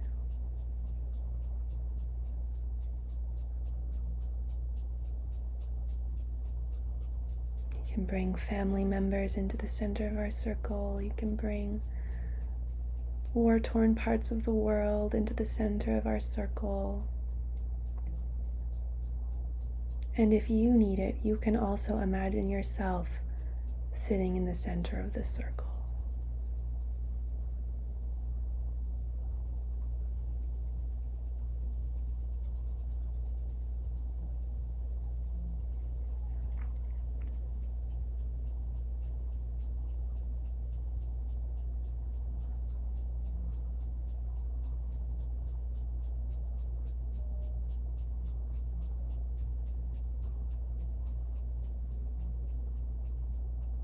Continuing to allow that loving light to flow from your heart down your arms into your palms,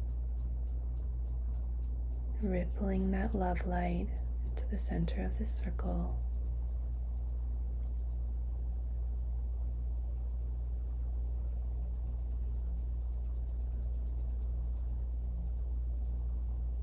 Now we can imagine the whole earth in the center of this circle, just putting our Mama Gaia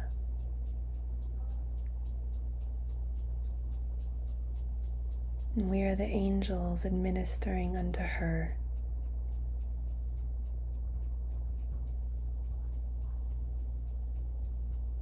And you can, in your own mind, your own voice, offer the prayers you would send to her.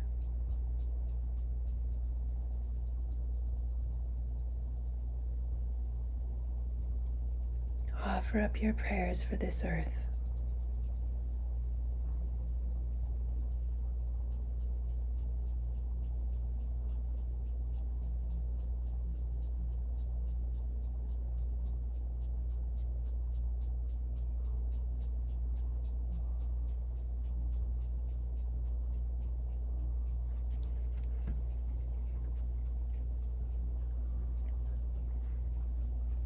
And can just continue to rest in this love, and I'll play you a song.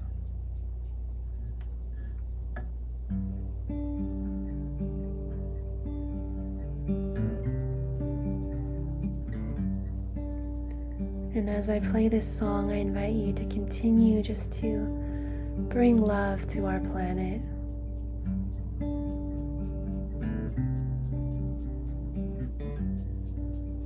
To all the beautiful beings on it, human, plant, and animal,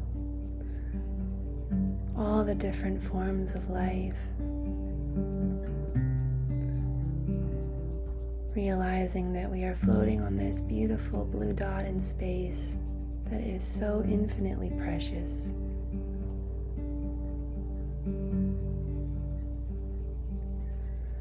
Mama, won't you take me back down?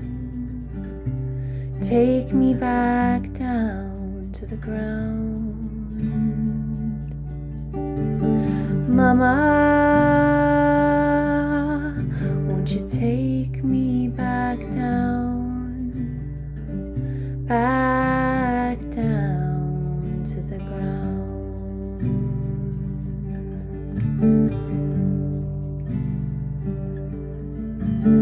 I have gotten lost with my head in the clouds.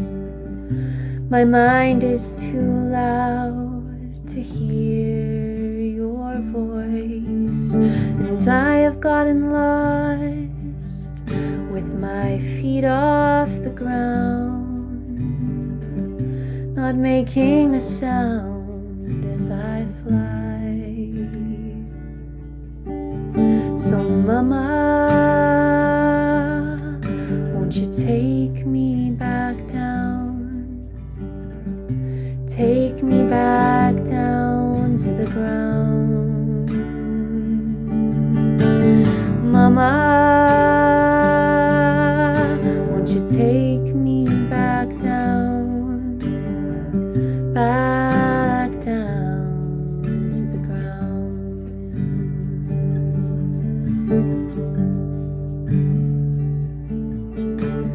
Om Namah Shivaya Shivaya, Om Namah Shivaya, Om Namah Shivaya Shivaya, Om Namah Shivaya, Om Namah Shivaya Shivaya, Om Namah Shivaya, Om Namah Shivaya Shivaya, Om Namah Shivaya, Om Namah Shivaya Shivaya, Om Namah Shivaya, Om Namah Shivaya Shivaya, Om Namah Shivaya, Om Namah Shivaya Shivaya, Om Namah Shivaya, Om Namah Shivaya Shivaya, Om Namah Shivaya. We are ready, we are ready, we are ready to walk on this earth in love. We are ready, we are ready, we are ready to walk on this earth in love. You can sing this with me. We are ready, we are ready, we are ready to walk on this earth in love. We are ready, we are ready, we are ready to walk on this earth in love, to walk on this earth in love. to walk on this earth in love, to walk on this earth in love. So seeing ourselves shining this light from our heart, and you can also imagine this light from your heart traveling down your legs into your feet. So every step you take is loving this mother. Every step you take is loving this earth. So we are an embodied blessing. We are administering unto her in every breath. We are sending this love into the cosmos with every heartbeat, because we are ready to walk on this earth in love. Let's just sing this one more time. We are ready. We are ready. We are ready to walk on this earth in love. We are ready. We are ready. We are ready to walk on this earth in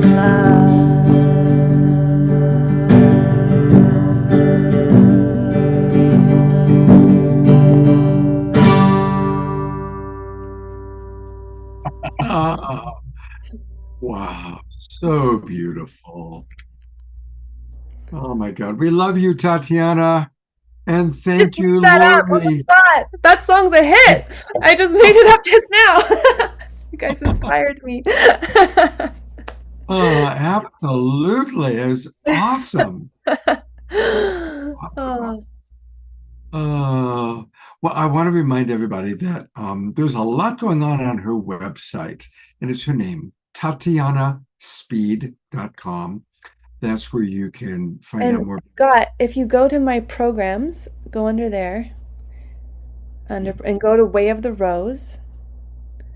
Yes, that is the new program that's coming up September 7th. Oh, I have not seen this Women's page Circle. before. This is new. Yes, it is. I'm so excited. It's actually going to be a lot about Mary Magdalene, and it's going to be just drenching ourselves in love. It's the path of embodied love. And so for any woman who feels a call to join us, it's going to be a really nourishing, nurturing, beautiful journey into Mary's story, but also into practices connected with her, and really about coming into this frequency of embodied love. And so, what are the dates and the times? The dates are Sundays from 10 a.m. to 12 Pacific, and it starts September 7th. And is this for women only? This is for women only, Scott, but I promise one day I'm going to come on here with a program for everyone. Okay, I'm going to hold you to that. But for right now, that's wonderful. Sundays, 10 a.m. till 12 noon. Mm-hmm. And what a wonderful program. And it starts what day? September 7th. Okay, Sunday. so coming up. All right, let's all register, everybody. Mm. This journey is for you. Absolutely. It's a beautiful website, by the way. Thank you. Again, everybody, it's TatianaSpeed.com. Click programs and then click the top one that's Way of the Rose. And if you click here where it says join us, that's where you can get like the different levels and ways to come in and participate. And let's all support her, and definitely make sure you subscribe to her newsletter. Yeah. Oh, Tatiana, thank you so much. Thank you for having me, and everyone. Thank you. Absolutely. It was beautiful. Just beautiful. But wait, there's so much more still tonight. It's a very full evening. And, we had this beautiful conversation about AI. And, Bud, I hope you see all the comments that came into the chat box. Definitely you stimulated our audience. And, but before there was AI, before there was computers, before there was the printing press, there was our human body. And to share with us how to use our human body as an antenna, it is our beloved Desiree. Thank you, Scott. Welcome, everybody. I'm so excited about tonight, and I'm very excited because you start out the day with the message like, how do we open the channel? And then we went into opening the channel and channeling Mary Magdalene. And then we went into, the AI and removing the veil so we can actually get that clear communication with that channel. So I'm so excited about tonight because I would like to, one, tell you a little bit about how I began to channel, and then get you guys to do a little bit of channeling yourself with your body. So a little bit of a hands-on exercise tonight as well. So many of you guys know me, my name's Desiree, but the way it started for me is I began to channel energy with my full body. And I was in a crystal shop. And of course, in the crystal shop, you're going to do what every normal person does. You're going to place your hand on a crystal and you're going to say, universe, should I get this crystal? And my body went backwards. And I said, universe, should I get this crystal? And my body went backward. And I said, universe, should I get this crystal? And my body went forward. And I realized that my body was telling me yes and no at the same rate that like you would use a pendulum getting a yes and no. And that was the day that I realized that I could get so much communication just by channeling that energy through my body. And then I began to develop this language with energy so that I began to read it and understand what was happening. I just want to give you guys a little bit of a taste of that today. So I'm going to channel this a little bit, but like I said, this is also going to be a hands-on. So if you would, I would ask, go ahead and stand up. Okay, we're going to channel energy in our whole bodies. If you want to, you don't have to. Of course, this is a completely voluntary. But let's begin by just, we've been sitting there for 2 hours. I love it, but like, let's stretch those muscles and get a little limber. So we're moving that neck, moving that arms, kind of stretching those shoulders, wiggling those legs. Now, just like we were taught in school, we were taught to sit there, be still, don't move, be quiet. We're not going to do that today. We're going to let this energy flow, right? We're going to let our bodies move, and we're going to see where that energy takes us. So let's begin by connecting with our bodies. We're going to place both hands on our body. We're going to take a nice big breath in through our nose, out through our mouth. And we're just going to observe, what does my body feel like right now? Am I hot? Am I cold? Do I have goose pimples here or there? Is it heavy on a certain part of my body? Is it light on a certain part of my body? We're just going to observe. No judgments, just observing. And as we realize what our body is doing, I'm just going to set the intention. Guides, may I please feel energy within my body? May I please move energy within my body? And as that's happening, just allow your body to kind of move. Go limp. Allow it to move, whether it goes left or right, whether it goes forwards or backwards, whether your hips do a little wiggle.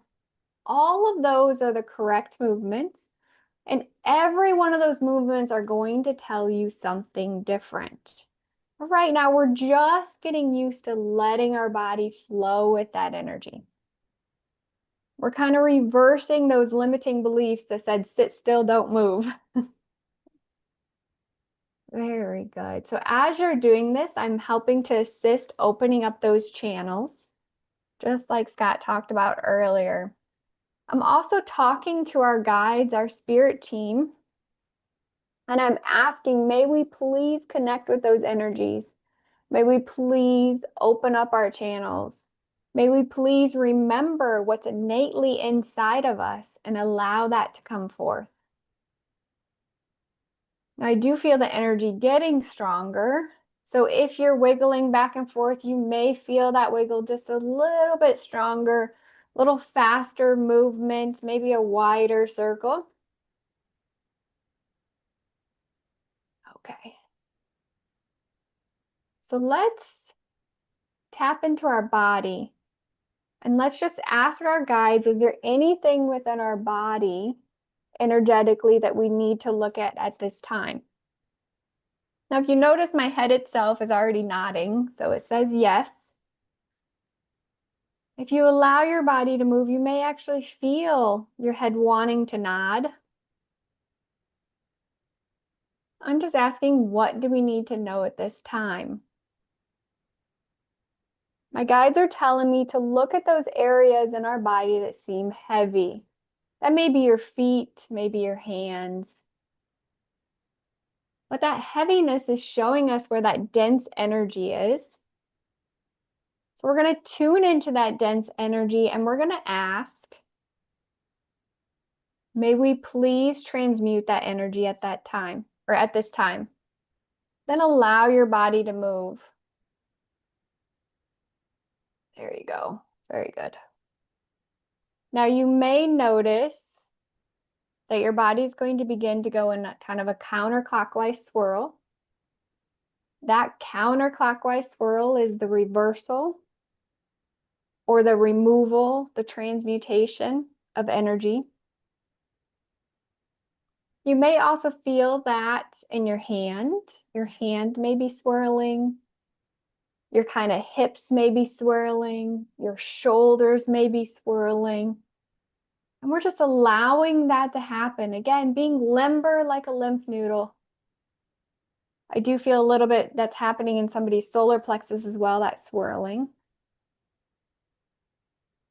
Now, as this counterclockwise, the removal of that energy, the transmutation of the energy is happening, the other thing I'm feeling is my spine itself getting more aligned, kind of straightening up. I like to see that. That's telling me we're coming lighter. We're not holding on to that dense energy. We're lightening up. We're getting more aligned with the heavens as well. That's straightening out the spine. Very good. Now notice just with the sensations on our bodies, we can tell what's going on with it, where that dense energy is. All we did was set our intention, connect with our guides, and allow that to flow. And then pay attention.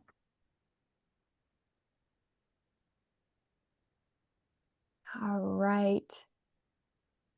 Now, as we're clearing that energy, I'd like to try one more intention. That intention at this time, let's just ask, may we please see the areas of our body that need more love? And then pay attention to what's happening on your body.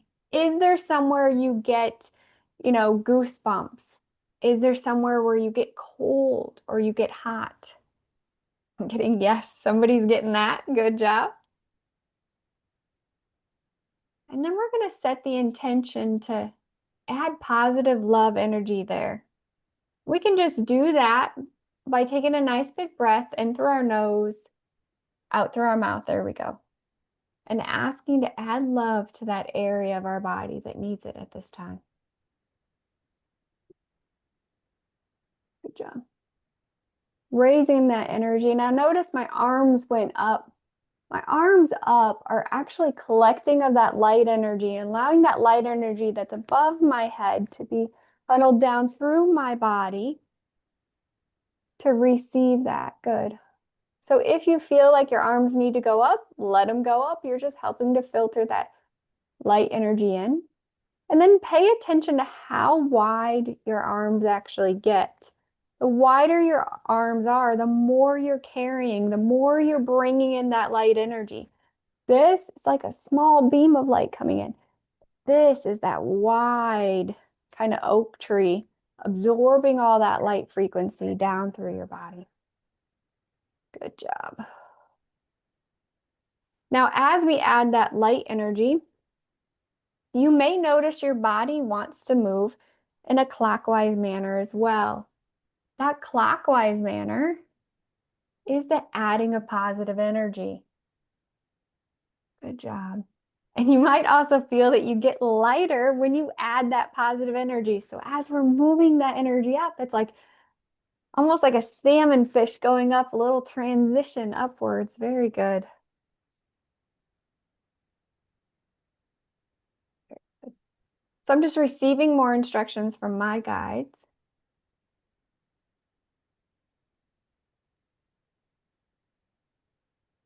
I'd like to tap back into what we were talking about earlier, which is the channeling of the Mary Magdalene energy. I'd like to see if we can get messages within our body from Mary Magdalene as well. So I'm going to tap into her energy and just ask for her to come forward at this time. I'm asking her as well to assist the group. Anybody watching live, watching later, etc. Asking her to be with us at this time. And as we're allowing our bodies to move and flow with the energy, I'm going to ask for her to give us a message within our body. What do we need to know at this time for the collective, for the highest good of all? Can you show us what we need to know on our body? And we're allowing that energy to flow. We're raising that vibration that's going up, up, up. Good job.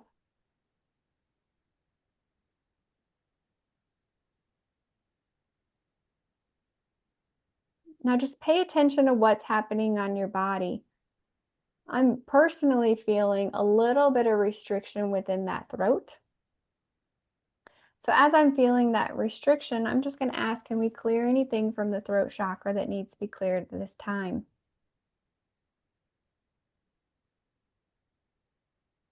And then I'm getting the message that Mary Magdalene is saying that her voice has been hidden behind for a long time. She's here to heal. And then I'm asking, may we please channel some of that healing energy at this time, getting that to flow on our bodies and our auras. Now, for me, healing energy comes in as tingling sensations on the fingers. So you may feel your fingers themselves tingly. You may also feel that tingling kind of growing on your fingers. That growing or that spreading is the growing of that healing energy as well. Also getting that more people are better able to channel the energy through their hands. So you may notice that kind of moving as well. And then I'm asking Mary Magdalene,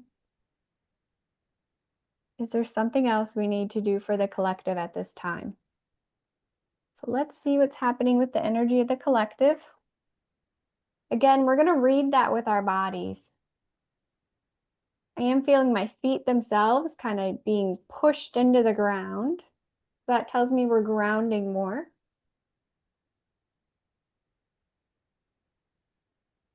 Taking a deep breath as we transition through this energy.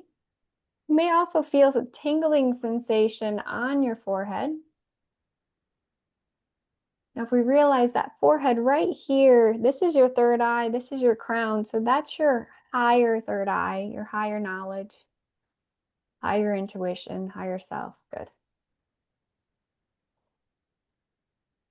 So just having that tingling sensation on that part of the third eye is telling us we're tapping into that higher self, the higher knowledge.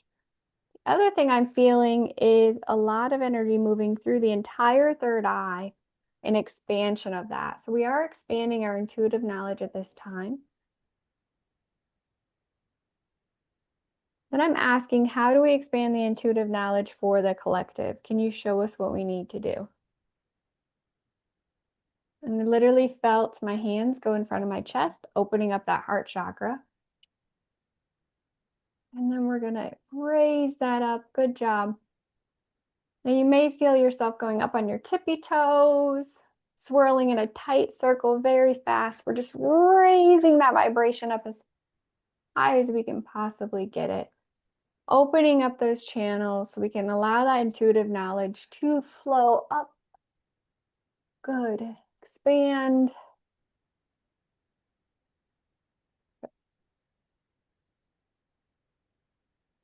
Very good. Also feeling angel wings on the back of my back. That tells me we're expanding that angelic knowledge as well.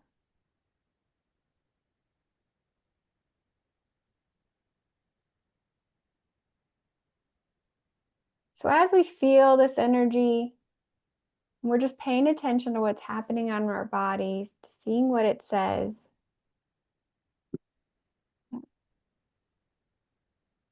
There we go. So I'm just going to ask my guides what else we need to do at this time.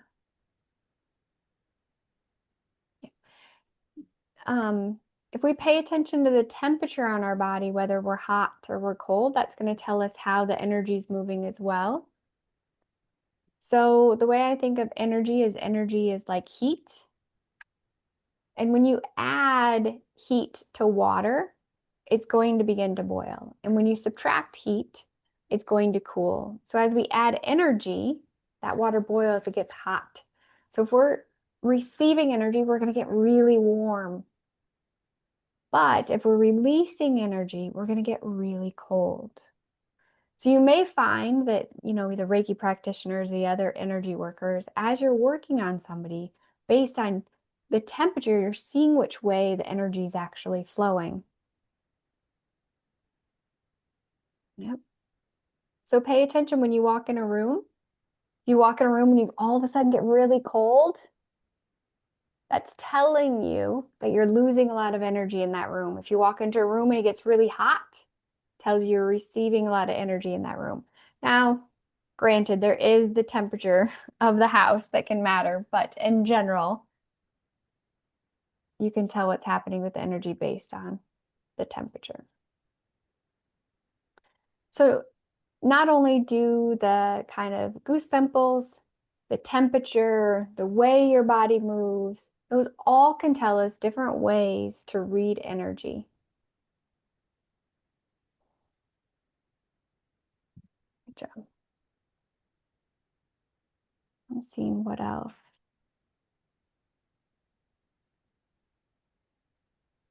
Just expanding that energy now, seeing what else we need to know. One more thing my guides are asking me to do, and they're asking me to remove some veils. So I'm just going to ask, may we please remove any veils that we need to remove at this time or any other limiting beliefs? Good. And then watch as our body moves. This one, I'm getting a lot of the shoulder movement as well. A lot of kind of movement in the spine and stretching in the spine. That stretching of the spine, we actually house our soul's blueprint in the spine. So as we stretch and we move, we're opening that up and allowing that energy to flow more. Good. Good. An expansion on that. Very good. Gratitude coming in. Prayers coming in. Expansion coming in. And gratitude again. So yeah, that's a little example on how to kind of feel energy within your body and get messages from that and interpret that. So. Thank you so much, Desiree. That's beautiful. Very, very useful. It's good to get us all up and moving. And a reminder that we can find more information about Desiree on her website. It's just like Tatiana, her website is her name, Desiree. That's desireapitman.com. So if you desireapitman.com, that's how you'll find this wonderful woman who brings so much to our awakening world. And is there anything you want to especially promote or have people know about? Right now I am running a Lionsgate special. That's through the 12th of August through the rest of the Lionsgate. That is just for individual sessions. And then I will be starting a shape-shifting class where we do more of channeling the energy throughout the entire body, getting kind of more clues on what's happening. That's coming up very shortly. And then in the works and development is an Essenes class. So that Essenes class is where we're actually going to be tapping into things like the locations that Jeshua and Mary Magdalene went to, and actually connecting with those temples, those rites, those initiations, and receiving some of those frequencies ourselves. That's in the works. Wonderful. Thank you so much for all that you bring to us. And a couple of comments that have come in. Scotty Satori, Scotty, Vivian is next. I know you're a big fan. He writes, Desiree, this is amazing. I am implementing this every day. Thank you. Ayada writes, thank you, dear Desiree. That felt wonderful. Grace Denise writes, that was wonderfully healing. Thank you. Thank you, thank you, thank you. All right, well, we are going to now get ready.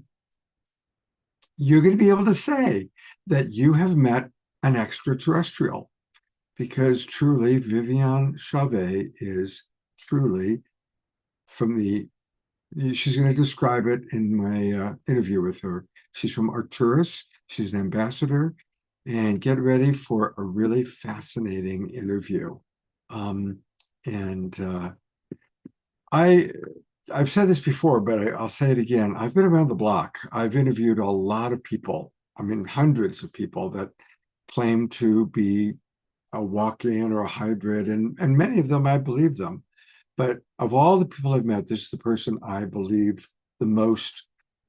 I believe she's at the highest level of vibration and the highest level of really, truly being embodied with full consciousness of her Arcturian self. She's really quite fascinating. So this is a long interview. It's about 45 minutes, but stick around. The whole interview is fascinating. And we have one more Om Shar song. So I will see you on the other side. Here we go. The pleasure to know. We are with Vivian Chauvet, who is our Arcturian ambassador. And, you know, one of the things that I had mentioned to her just before we started that I want to say is that I've been in this field for 40 years, and I've met a lot of people who make a lot of claims, and she's the real deal. And so the opportunity for us to talk with somebody who is an Arcturian, who has so much memory and so much ability to share with us about other worlds and a Arcturian view of our planet and of this time is a blessing. And we're going to talk about a lot of things, but one of the things, and I'm so glad we're doing this, because I want everyone right off the bat to know she has the very first, I'm sure the first of many, documentaries that have been made about her. And it's going to have its premiere this Monday at 11 o'clock Pacific time, 2 o'clock Eastern, 7 o'clock for any of our friends in the UK. And it's free to register. Our good friend Neil from Portal to Ascension. Yeah, thank you. Boy, I had a little block there for a moment. Neil Gar from Portal to Ascension is hosting it. I'm certainly going to be there, and I encourage everyone to be there. So if you go to Portal to Ascension, you'll see it right on the home page. And I'm also, of course, going to put this link in the chat box for all of our Zoom roomers.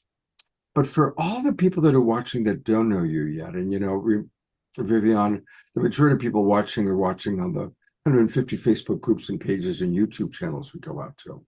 So let's just address people who don't know you and your story first.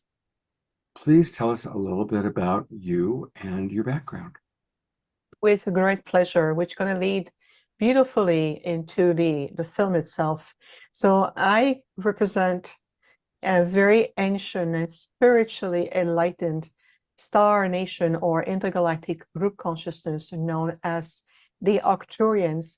So as an Arcturian being myself and serving the Arcturus High Council, consulting with our elders, we have been monitoring the potential of the timelines around the solar system and the Earth in particular for a very, very long time.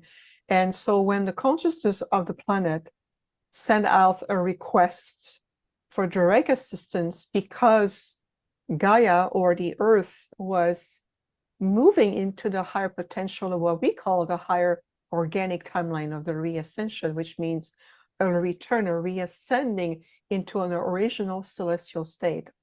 So we have consulted, and I volunteered to take on this mission, so to speak, and return to the solar system and Gaia herself.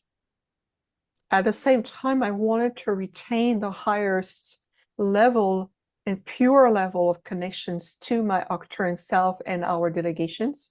So I decided to bring in my full consciousness of who I am as an Arcturian being, but not just through the birth canal and be born through, human beings and how we usually starseed and ancient soul return to the planet. I ask and make a request to the council to engineer a hybrid form that will allow me to embody enough of the Earth species, the Earth humans, as well as being able to have a most majority of my Arcturian genetic self in a holographic template that my consciousness can embody and allow me to be on the planet, as opposed to remain an Arcturian being and just connect with people, to channelers, teachers, people who are on their light conscious, path, communicating with all soul star seeds. I could have done this.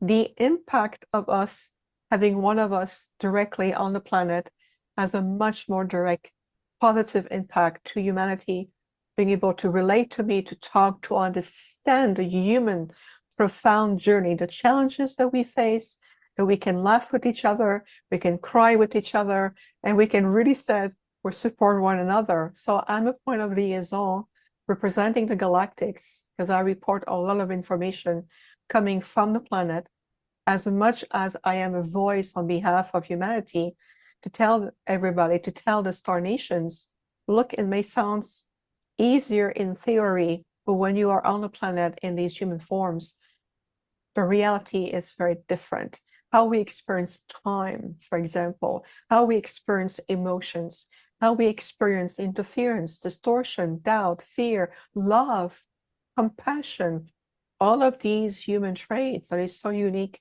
to the Earth humans. So the complexity of my return in this very specialized prototype and engineered human hybrid form took a long time for us to perfect, so I can be functioning, and of course making sure my body is healthy and being able to sustain all these dimensional shift and the density of the third dimensional world, the gravitational energy of the planet, and especially in such a step down frequency energy. I represent a very high frequency being, so imagine the dilemma how to reconcile this. So for those of you who are rediscovering who we are, who I am, and in essence, this is why that I say I never channel per se, because I speak as an Arcturian in this hybrid human form with the same capacity for compassion and a very deep understanding and appreciation for what we are going through and what the ascension is really about and all of its implications. So this is why, Scott, I made it my life passion and my life dedication to be of service, not only to humanity, to the planet, to all sentient life form evolving here. And there's so many species on the planet that we also support, and also being this direct liaison with the intergalactic intelligence as an ambassador. So it's a huge task, but it's a task of love. It's an endeavor of compassion, and the immense potential is worth it, above and beyond. So in a nutshell, this is who I am and what I represent. Are there other Arcturians that have come in or are going to come in similar to the way you have it? It sounds like you kind of modeled a new way, a new form of doing this. So I'm curious if you've got compadres either here or on the way. Well, that's an excellent observation. And you're the first one who asked me this question this way. Not a surprise being who you are and with the experience that you have and the love, Scott.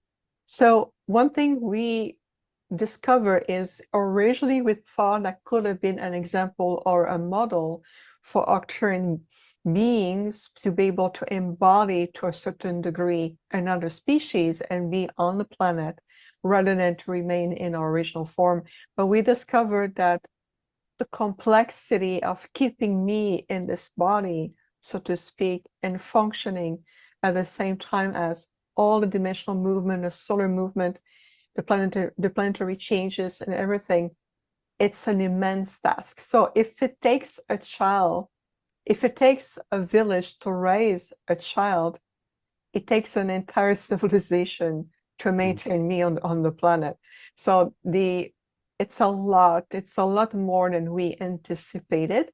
So without being said, the Arcturian beings, those of us who wants to serve on the planet, will most likely come back more as starseed, like the Pleiadian, Assyrian. The difference is that we may help the original human form, maybe on a genetic level, or adding some genetic markers in the DNA, or helping to create a little bit more of a boost, if you want, that way, but within the human vessel. It's a lot easier that way. From a certain level, from an emotional component, it's still challenging for us to be here. Like many starseed will feel the same way. But there's some of us on the planet, there's not that many originals, Arcturian being. We have a lot more point of contact working with us in collaboration with the Arcturians, if that makes sense. Yeah. How many species, you've mentioned the Pleiadians, the Sirians, obviously the Arcturians. How many species are directly interacting and interfacing with the human experiment, the human experience? There's so many that it will be impossible to give you a count in terms of quantification. I'll give you an example instead. So at the beginning of this new cosmic gateway known as 2025, right? One of the things that I receive is I went out of my physical body in my light body consciousness, and I reintegrate my Arcturian self that way. I was shown that there are additional hundreds of intergalactic group consciousness come and have a desire to reconnect where their ancestors of the earth and branch that connection. Because you have to think, Scott, it's not just what is your galactic origins and who are you and what is your star family and who are you to them. It's also who we are to you. So it's a two-way street. It's what we represent to you and what you represent through us. So human beings of this solar system, that little tiny branch in the Milky Way, you're part of a very vast, conscious and intelligent, let's say, galactic community that branches in so many ways that it's beyond, for now, your field of remembrance. But there's hundreds of groups, and some of them are in the same alignment in terms of spiritual growth, evolution, support, guidance, helping to heal some aspect of your DNA, the markers that you have, to bring in conscious and frequency alignment, creating a new resonance field, creating more harmonic field, and so forth and so forth. Others are curious. They want to understand more, so they are more observer. They're non-polarized. That means no good, no bad. There's no polarity. They're just observer. Others are guardian, to make sure there's no interference in how the human race is evolving, because no one can interfere in your evolution. We can simply support and guide along the way. And there are other groups, well, they see an opportunity to take advantage of the confusion or emotional instability, dissonance on the mental cognitive level, or uncertainty of the fear of the future. And they want maybe to influence to their own self-serving because they come from a polarized perspective. Mm-hmm. So it really depends. And the branches of that cosmic tree, they are immense and they're very multitude, they're very complex. What is important to remember is that the star brothers and sisters, those who are spiritually enlightened, oriented, are really here to make sure that the Earth, the planet, and the solar system, along with all life, have a really beautiful chance to reascend. And this is exactly why I am here on the planet, I am here for the higher organic timeline of reascension. Well, since we're talking about how big it all is, I'm going to ask another question on that level, and that is there's a ever-growing perception of parallel universes or parallel Earths. And obviously right now we've got 8 billion humans, gosh knows how many other species. And there's a lot of different desires for the future of the planet. So is it true that there are different timelines and there will be parallel Earths, or there already are parallel Earths, and people kind of keep shifting into the parallel reality that matches their vibration? Indeed, it is. So I'm going to give you an example closer to home. If you accept yourself as a multidimensional being, that means that the version of you who played a role as Scott, or as myself, Vivian, or Pauline, Mike, Eric, everyone watching, right? That part of you that you identify as what we call your 3D personality, right? You have a story, you were born, you're on your path, you're eager to open, you want to be of service. This is a fragment of you. Now imagine for a moment that if I say at the soul level, as an eternal being of light, you have had how many thousands of life, or what we call time cycles. It's the equivalent of saying past lives, just semantics here. So how many past lives or time cycle did you really have? It is impossible to retain all the memories because you will be overwhelmed.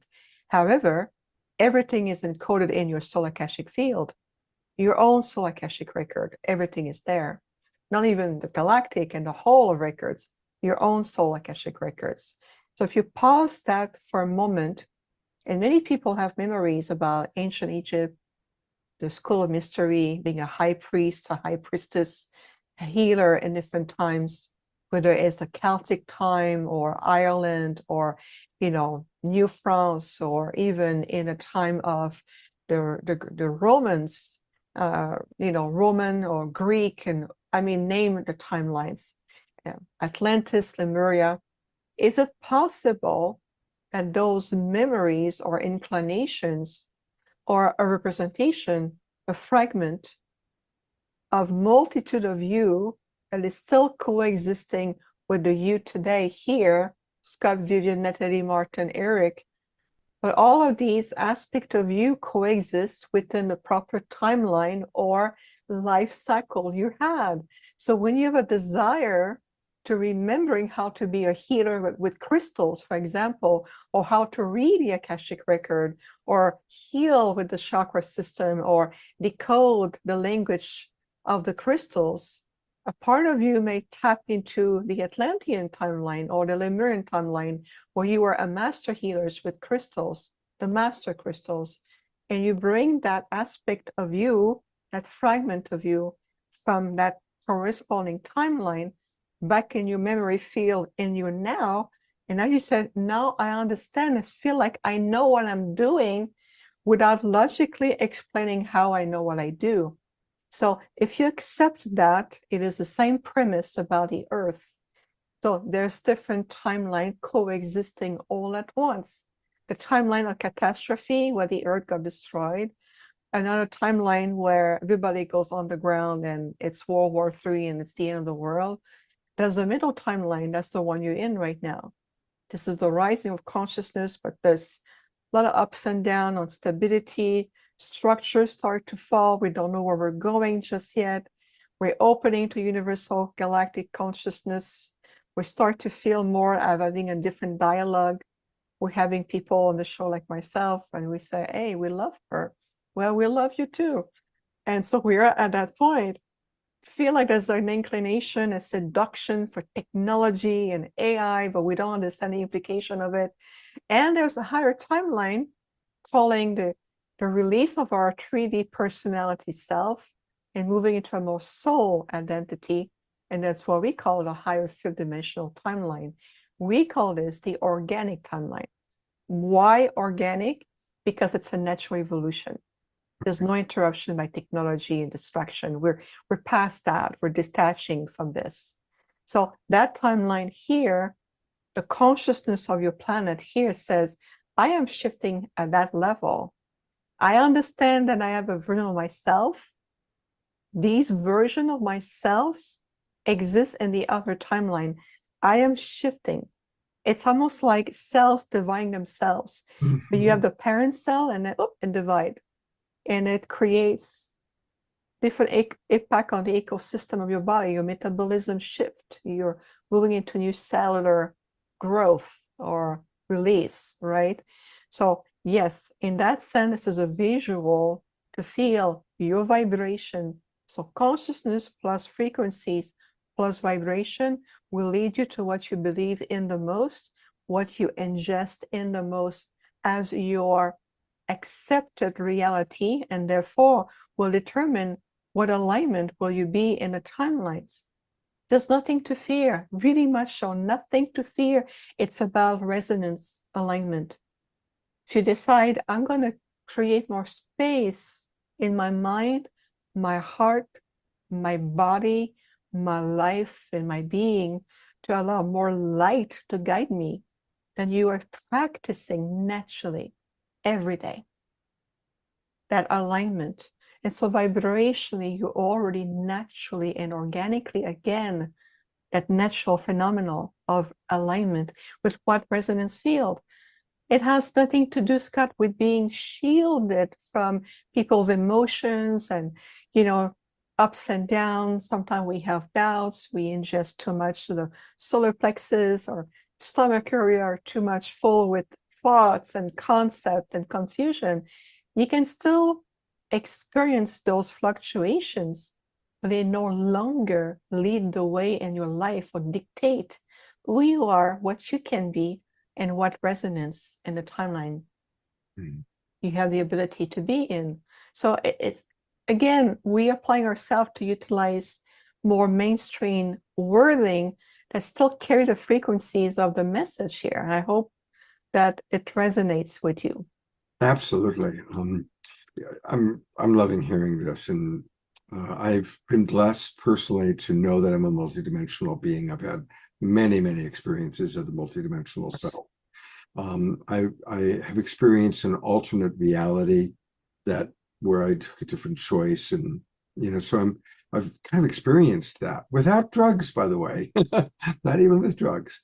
But what you're helping me to understand is, because of course we see so much suffering in the world, and we see in the external world, certainly on the news, where the wobble is not going in the direction that the people that are attracted to you and that watch my show are going. We're going clearly into raising our frequency, leaving behind polarized thinking, leaving behind us versus them, and embracing what my friend Jude Currivan calls the unitive narrative, the oneness direction of humanity. But then I wonder, well, what about all the other people that are maybe making a different choice? They still want to experience war. They still want to experience us versus them.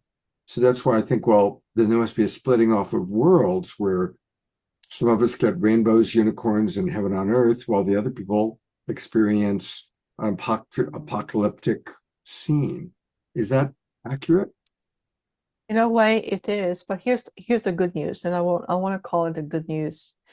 Ultimately, in the eyes of the Prime Creator, the one holographic universe divided into plane of existence, dimensions, and all kinds of experiences. In the eyes of the Prime Creator, that's what the ultra celestial being have shown me multiple times. It's all about soul evolution. So there are soul groups that we still have family members, good friends, people we love, people we have compassion for, people that we may not intimately know, but we still feel as the family of humanity. Within that whole big family of humanity, there are soul groups who already knew by soul design, by directions, guidance, that they are meant to learn and evolve a little further in the third density.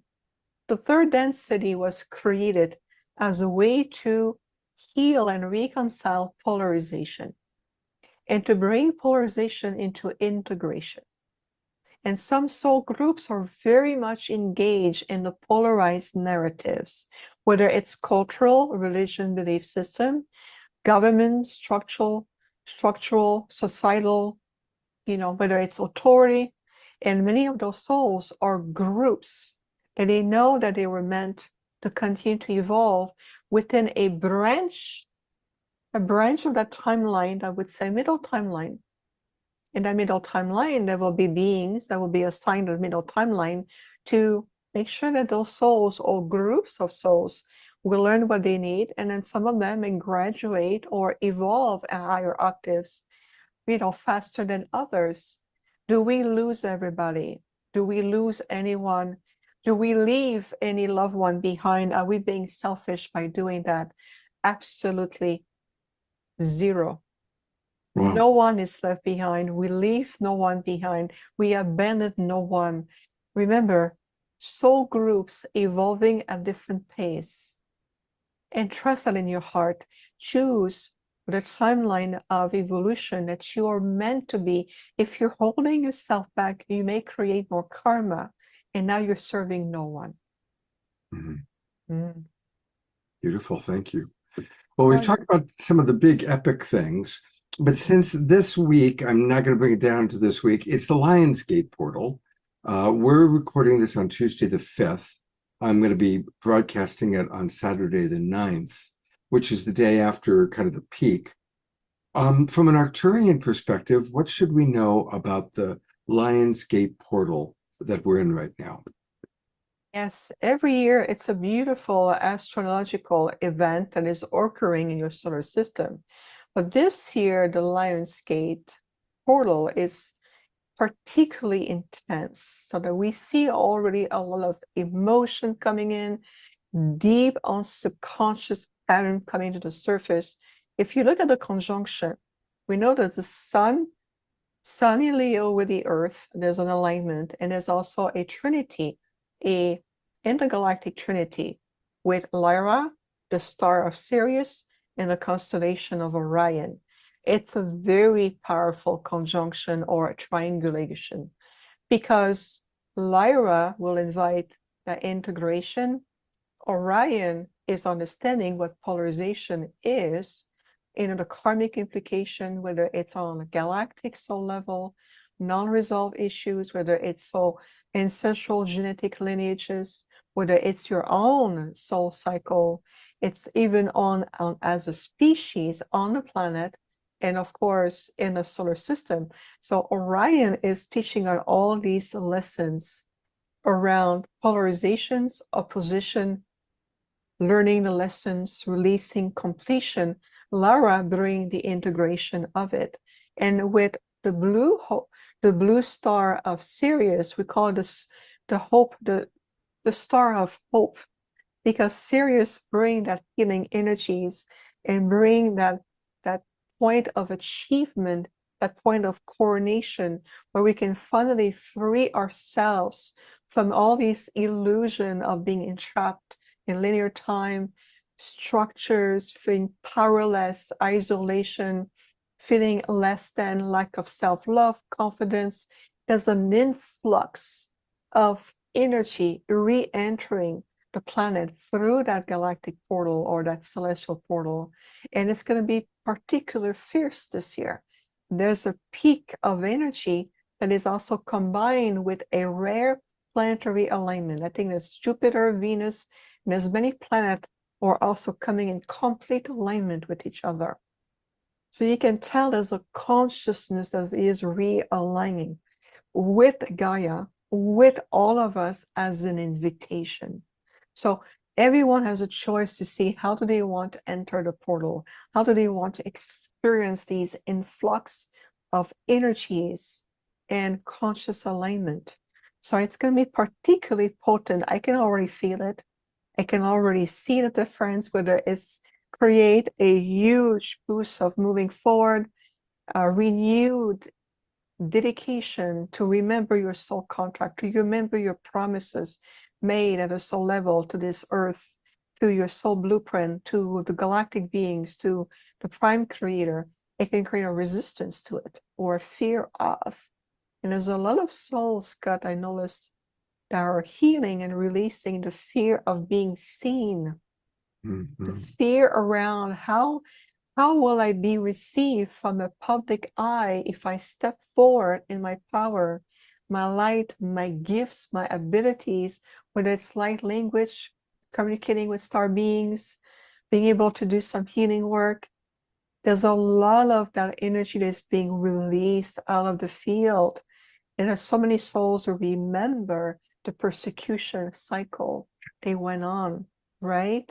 And experience that there's an opportunity to push through and heal and reconcile these cycle of punishment and trauma at a deeper level. So there's a really movement forward going on with especially the Lion's Gate portal, and it's going to continue to create ripple effect well beyond the portal itself, if that makes sense. Wow. So for those of us who are watching this on Saturday and Sunday, any particular practices that you suggest for us to do, forms of meditation or visualizing or imagine releasing fear of persecution, other things that you would suggest that we do? Absolutely. I like to bring us a practical, conscious way to do it. There's no need to go into a very exhaustive practice and we forget word for word what was said or done. But what I would recommend is utilizing what I call the anchoring or the grounding of your universal tree of life. So feel for a moment that you're connecting to your root systems. So it opened the roots, the chakra of your root, and the earth star chakra that is well below the root chakra. And that is the first point of the universal chakra system. So utilizing your root systems, expanding the ley lines of your body. Imagine the roots of your tree going deep into the grids of the earth. You're reconnecting to the planet. You remember your dedication, your being of service. What was the calling to bring you back? The soul calling that brought you back to this beautiful blue pearl, as we call her, Mother Gaia, Tara, Mother Terra. There's so many names. Feel her consciousness. Anchor your roots with the earth ley lines. That's the foundation. I am strongly rooted in my soul mission, in my presence, my love for the planet, and I've received the love of Gaia that nourishes my root system. Then expand the energy to what's called the middle point of your universal tree of life, to your solar plexus. Your solar plexus is where is the home of your crystalline core. This is your core of empowerment, sovereignty, willpower, expanding your energy, and also connecting to universal chi. You can breathe, releasing the excess of fear, everything that you may be ingesting through the solar plexus and your crystalline core. And as you're opening the breath right at that level, you're opening the breath of life of your tree of life, and you're expanding now to the upper chakra, which is your branches. And I am remembering that I am an eternal essence of light. I am an eternal being of light. I am part of all there is. All there is a part of me. To feel that through the power of your light, you are powerful, untouchable. You're magnificent. You can feel the alignment of all of your tree of life as you are grounded in the love of Gaia and for Gaia, the connections of the remembrance of your sovereignty as a human being, as a divine being, as a galactic being, all the above. It's all the above. And to feel, then I no longer have any fear to express who I am. I'm allowing the presence of all that I am be expressed. And then you expand your branches and you remember how much you are multidimensional.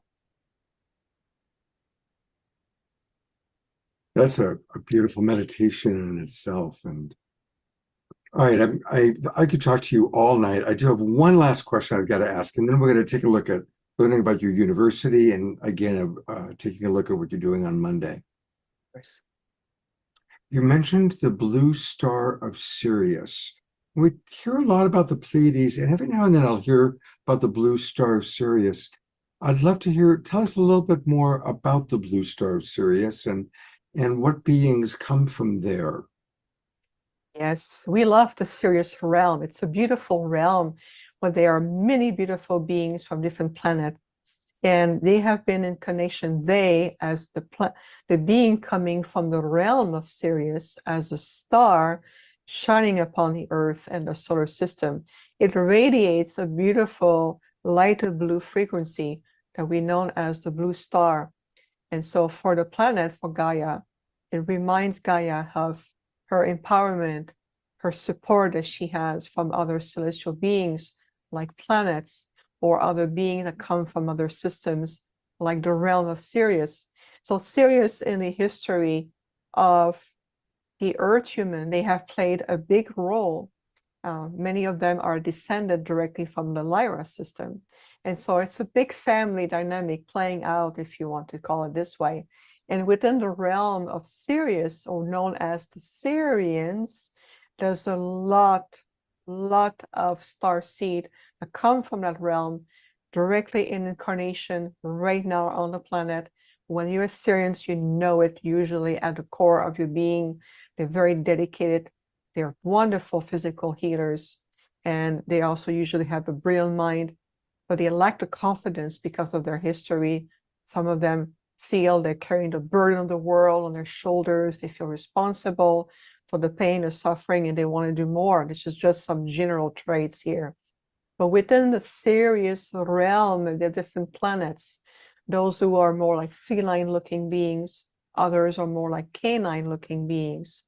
There's also those who come from the aquatic world, more the water-based planets. And so if you look at the time of Lemuria in Atlantis, many of these water-based Sirians were interacting with the Lemurians and the Atlanteans. And I know I remember them.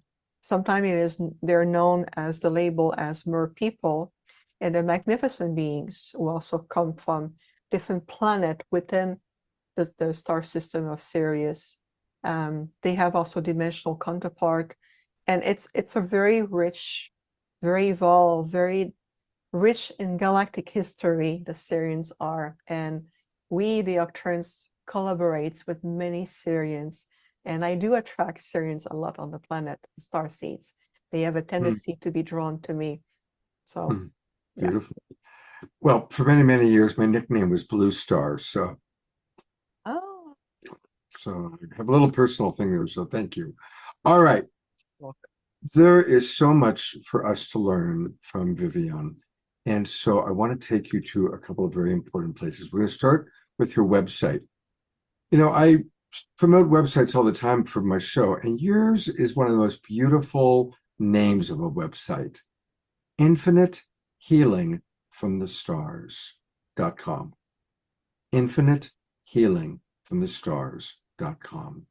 That's the main website here where you can learn all about Viviane, see what she's doing. And tonight I want us to really focus a little bit on your Arcturian University. So just scroll down a little bit and click University website and tell us about the Arcturian University and the opportunity for us to choose Reascension. Yes, choosing Reascension is the path of remembrance. So as part of my, call it my life mission on the planet, as an ambassador, I have been called to step more into the world cosmic teacher role. And so for over 15 years, I've done a lot of healing work as a galactic healer, holographic healers. And I've been shifted into the more the world cosmic teacher. So the Arcturian, my delegations and our Council of Light says it is time now to bring that sanctuary on the planet. And we are the official ones really that exist. We are the one and only in that sense of the Arcturian University. Think of it this way. It's a beautiful sanctuary for people, like-minded people who are dedicated and really committed to reach naturally that soul development, to be able to understand what reascension it means for them in a community atmosphere, in a supportive atmosphere with a lot of ancient universal teachings. We have a library of replay that almost like a library of Akashic records where you can go back, meditate, reflect, apply, use the technique, the affirmations, the learning, and each master course within the replay library, becomes an activation of its own. There's a lot of frequency exchange, and the Octrins are with me. The way we talk, it's the global consciousness of who we are, the memory of experiences, combined in a very beautiful, compassionate human touch, because I do understand that compassion aspect here on the planet. So it's a beautiful sanctuary where we gather together with the members. We have membership. We have annual retreat. We just came back from Europe, Germany, and Switzerland. We're going to have our next one in Sedona, but it's for members only. The live stream of those amazing retreat are available to everyone to purchase directly from the Octurian page that is open to everyone. But we come together, and when we gather in person, whether it's in England, in Europe, in Sedona, in the vortexes, we're shifting, we're terraforming the consciousness on the planet. And it's done with friendship, with exchange, with dedication. And so I was requested to bring forth this sanctuary. And this is why I founded the Octurian University with, of course, the organic timeline of reascending together as a focal point, as our core philosophy. Well, and it sounds like people then kind of can study at their own pace. It's a non-linear. Right. So what we do is that we have a calendar of events every month. This is what we do. And there's also interactive opportunities on Zoom with other members, like the New Earth Initiative. This is open to all the members of the community, all the membership. And so there's the master courses. There's the Octurian holographic group healing with the Octurians healing chambers. This is our own holographic technology for healing. And healing become a point of expansion. It's a return to reclaim our perfection, our sovereignty, to bring also our body template and higher resonance, and declaring that we no longer live in fear and separation. So the technology of the Octurians is very much magnificent with the healing chambers. So there's many different opportunity to learn directly on the live version, or to go back to this Akashic library of master courses that retain the same frequency, the same radiance, and they are timeless. It's non-linear. They can explore, and then whatever you are to continuing, we're in the flow with each other. And so it's an experience. People we invite to come and experience it for yourself. But we ask for dedication, commitment, consciousness. There's also, to enter the space with that mindset and that open heart, because you will discover that the members have very much more this dedication to the heart. And we also have a unique brand app. We have our own app on Android and Apple, so you can download the app. It's for free. Anyone can download the app. Even if you're a non-members, you can also explore the free content. There's a free section, there's a membership. And so there's many opportunity to, join us and download the app, Octurian University. It's already available right now. Wow. Yeah. It's, as you're speaking, I'm just so grateful. What an amazing time on this planet for someone like yourself to come and be available to teach. I mean, I could stay up all night long because there's so many questions I have. But the way to do it is to join the Octurian University. Absolutely. Well, the final is your movie. And I think what I'm going to do is I'm going to play the trailer right now and then ask you a couple of questions about it. Okay? With pleasure. Here we go. So this is the 3-minute trailer for her movie, which we can all watch on Monday.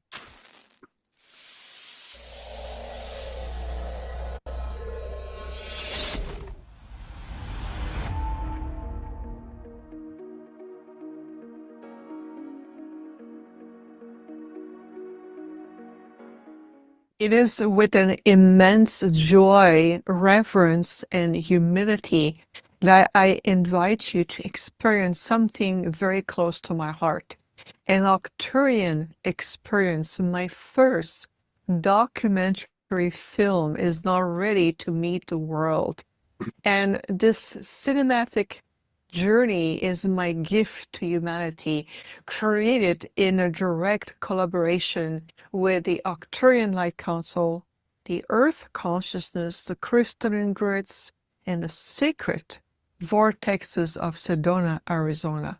I have transmitted these frequencies, activation, and teachings to support your remembrance of who you truly are, where you originate from, and your higher purpose on this planet.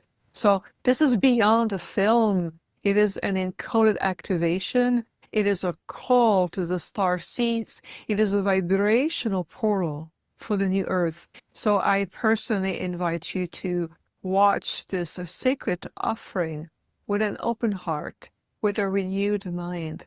May it unlock for you ancient memories within yourself and bring clarity to your soul purposes. Walk in the magnitude of your light, and thank you for tuning in with love and deep gratitude. Namaste. A civilization known as the Earth human beings have reached a level of reawakening in our consciousness, which means embracing our galactic origins. As the Arcturians, we are known to be one of the most enlightened and ancient intergalactic civilizations. My mission here is to help first to reawaken all the star seeds and to really feel it's a time to deeply commune with our intergalactic origins. The more there's stability on the planet in terms of achieving the mastery between the mental mind and your heart center, the more you become aware of what energy you are radiating. Can you imagine what type of quality of life fulfillment, your soul purpose? And as you're about to feel, to see, and to experience, we're going to take you on a journey beyond space and time, into the vortex, into the grid system, with the intergalactics, and you're going to see also firsthand with how people, beautiful light workers, connect with their gifts and how they can relate to truly feel that we are in this re-ascension path together.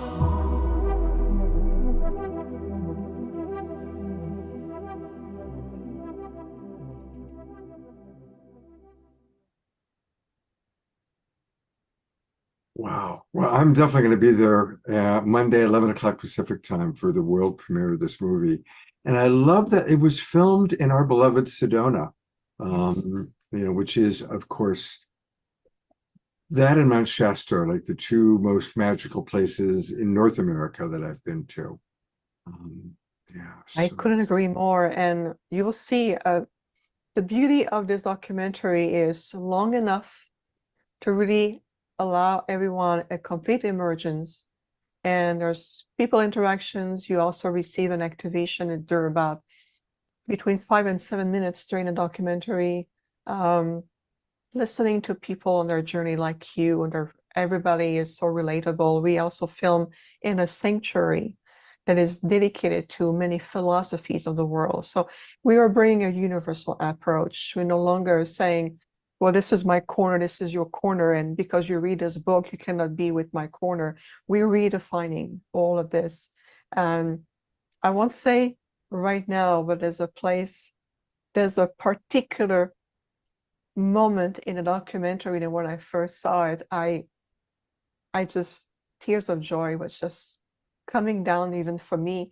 And once everybody see the documentary, we can talk about it.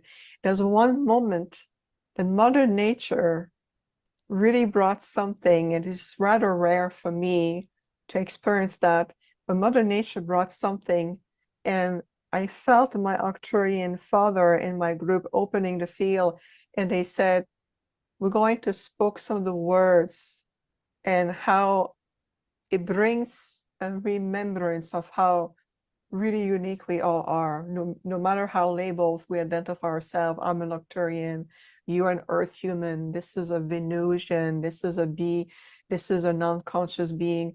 There's a point in the documentary where it's go deep and it's going to really open the heart, and at least that's the invitation to go deep in your heart to remembering how unique you really are.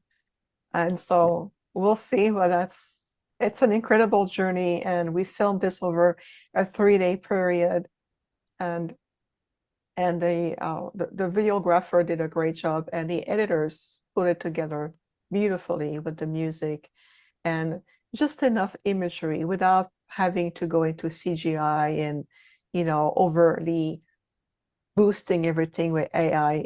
It's more of an organic flow, as you will discover. Beautiful. Well, I'm really looking forward to it. And one last time, this is going to be this Monday, August the 11th, and it's at 11 o'clock Pacific time, 2 o'clock Eastern, 7 p.m. for our friends in the UK.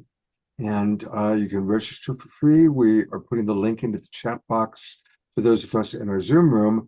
But for all of you watching on YouTube, the best bet is go to portaltoascension.org. And if you click events, then you'll see it right there. It's prominently featured. And the Portal to Ascension website is a beautiful website itself, actually. It's really gorgeous. This is it. And if you just go and you click events, you'll see right away the Arcturian experience is the very first up. Yes, it's absolutely, Neil did a great job, and I'm so grateful for him and Vitaly and everyone involved. And on my website as well, on the homepage, the information is there as well. So there's different ways to click, register. It's all for free, and it's a free gift to humanity and the planet. It's a dedication to all of us. Thank you so much. My whole vibration just lifts being in your presence. And I'm really looking forward to being there on Monday. And thank you so much for your dedication to our awakening world. Thank you. Such a joy. It is a pleasure. It is our privilege to be of service to all of you at this time. You've been waiting for this moment for thousands of years. We've been monitoring this reality in the solar system for thousands of years. It is now our time together. Scott, my love, our love to you, and our deep gratitude as well. Thank you so much for your generosity. My pleasure. Look forward to many more.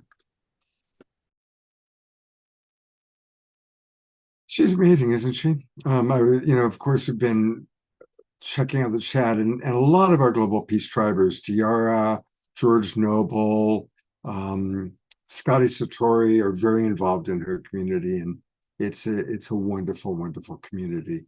I just love all the different communities that intersect. Vivian's community, Global Coherence, Pulse, Soul Search, Unity Earth, Global Coherence. I mean, we're all kind of coming together and interweaving, and it's a very beautiful thing. By the way, somebody had asked about having this little segment. I've already done that, actually. Because I had recorded it, I've already put it on YouTube as its own thing. And so I'm going to get you that link right now. Here we go. So if you want to share this or watch it again, here is the link to just Vivian. Just to the interview that you just saw. There you go. All right. Another beautiful thing is our beloved Omar Shar. What an amazing show tonight, Omar Shar. Unbelievable, or should I say totally believable. Holy smoke. And I get to appreciate Vivian more and more each time I see her and feel her, because I've been a great skeptic of people who purport this and that, and I just feel the truth coming through her, and I so appreciate that. Thank you, Scott. Thank you, Vivian.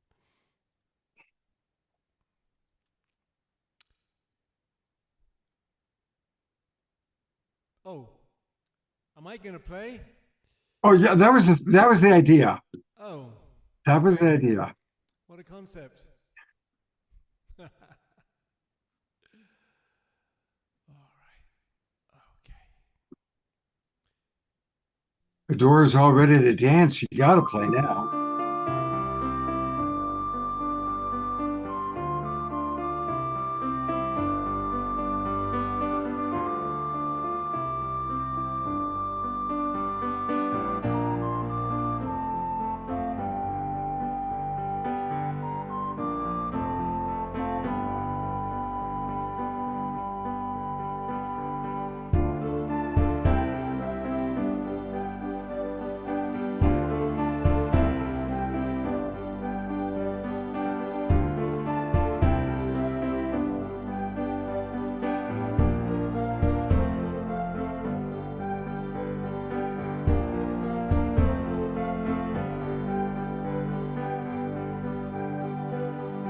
In the air is a dream so old. It is born of our longing for a kingdom pure as gold, a kingdom pure as gold. Told by the ancients is the story true of a new world that's birthing in the hearts of me and you, the heart of me and you. Ba-da-dum, ba-dum, ba-da-da-da,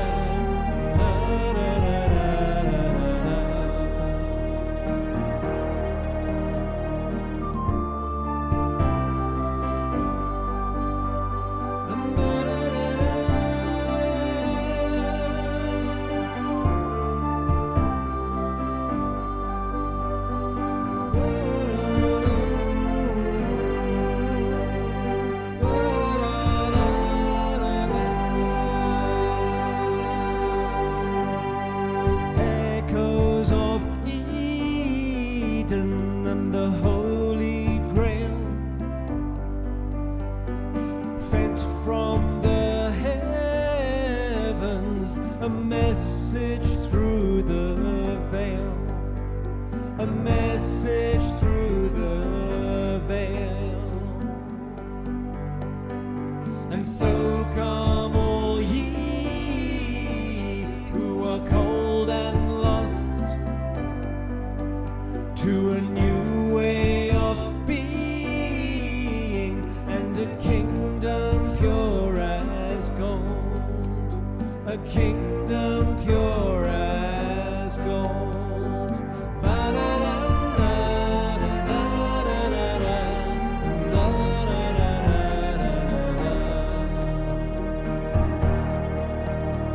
Avalon, whoa, Avalon,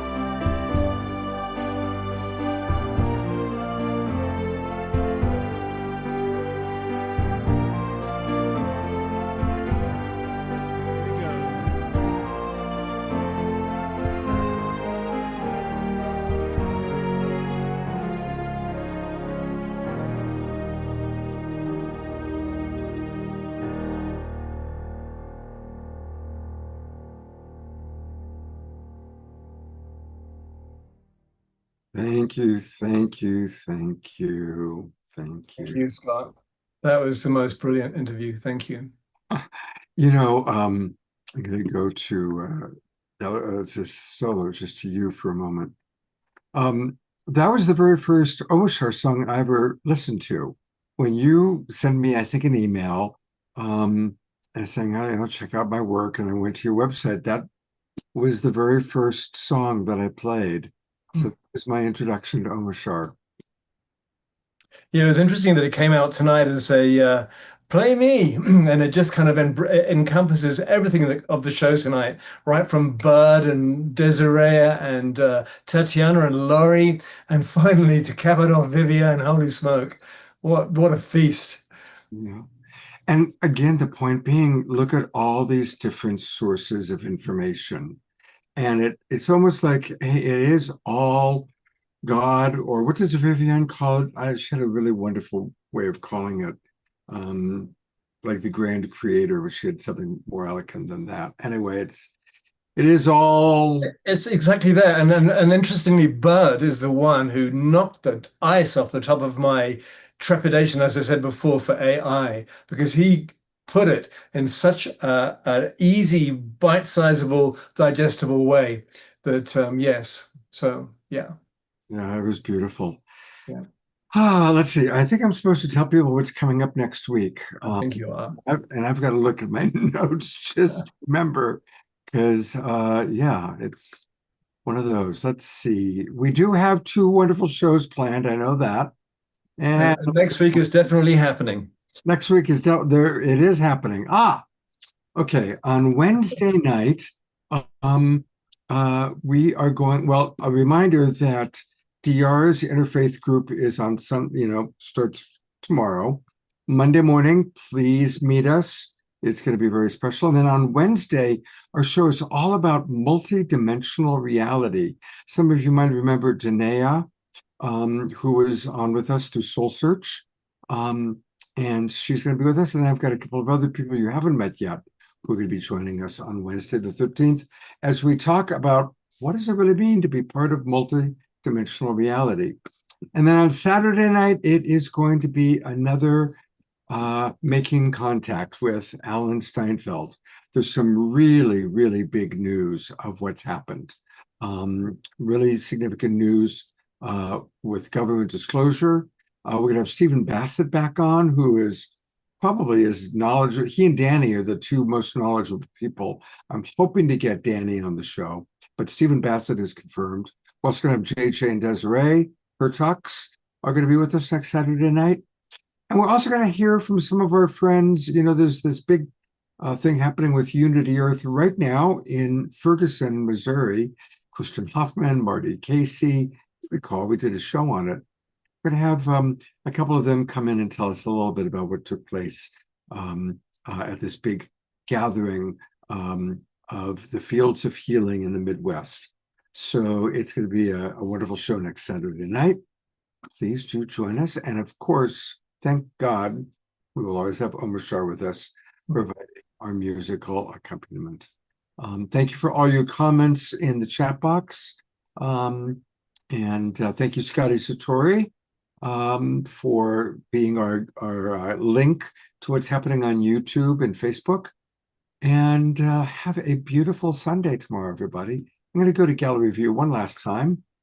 And may we all continue to just share all these different sources of wisdom and information. And I hope to see you all next week. Take care, everybody. And remember, Monday morning, definitely make sure be there for DR's special program. Let's make sure we all support her. I'll be there.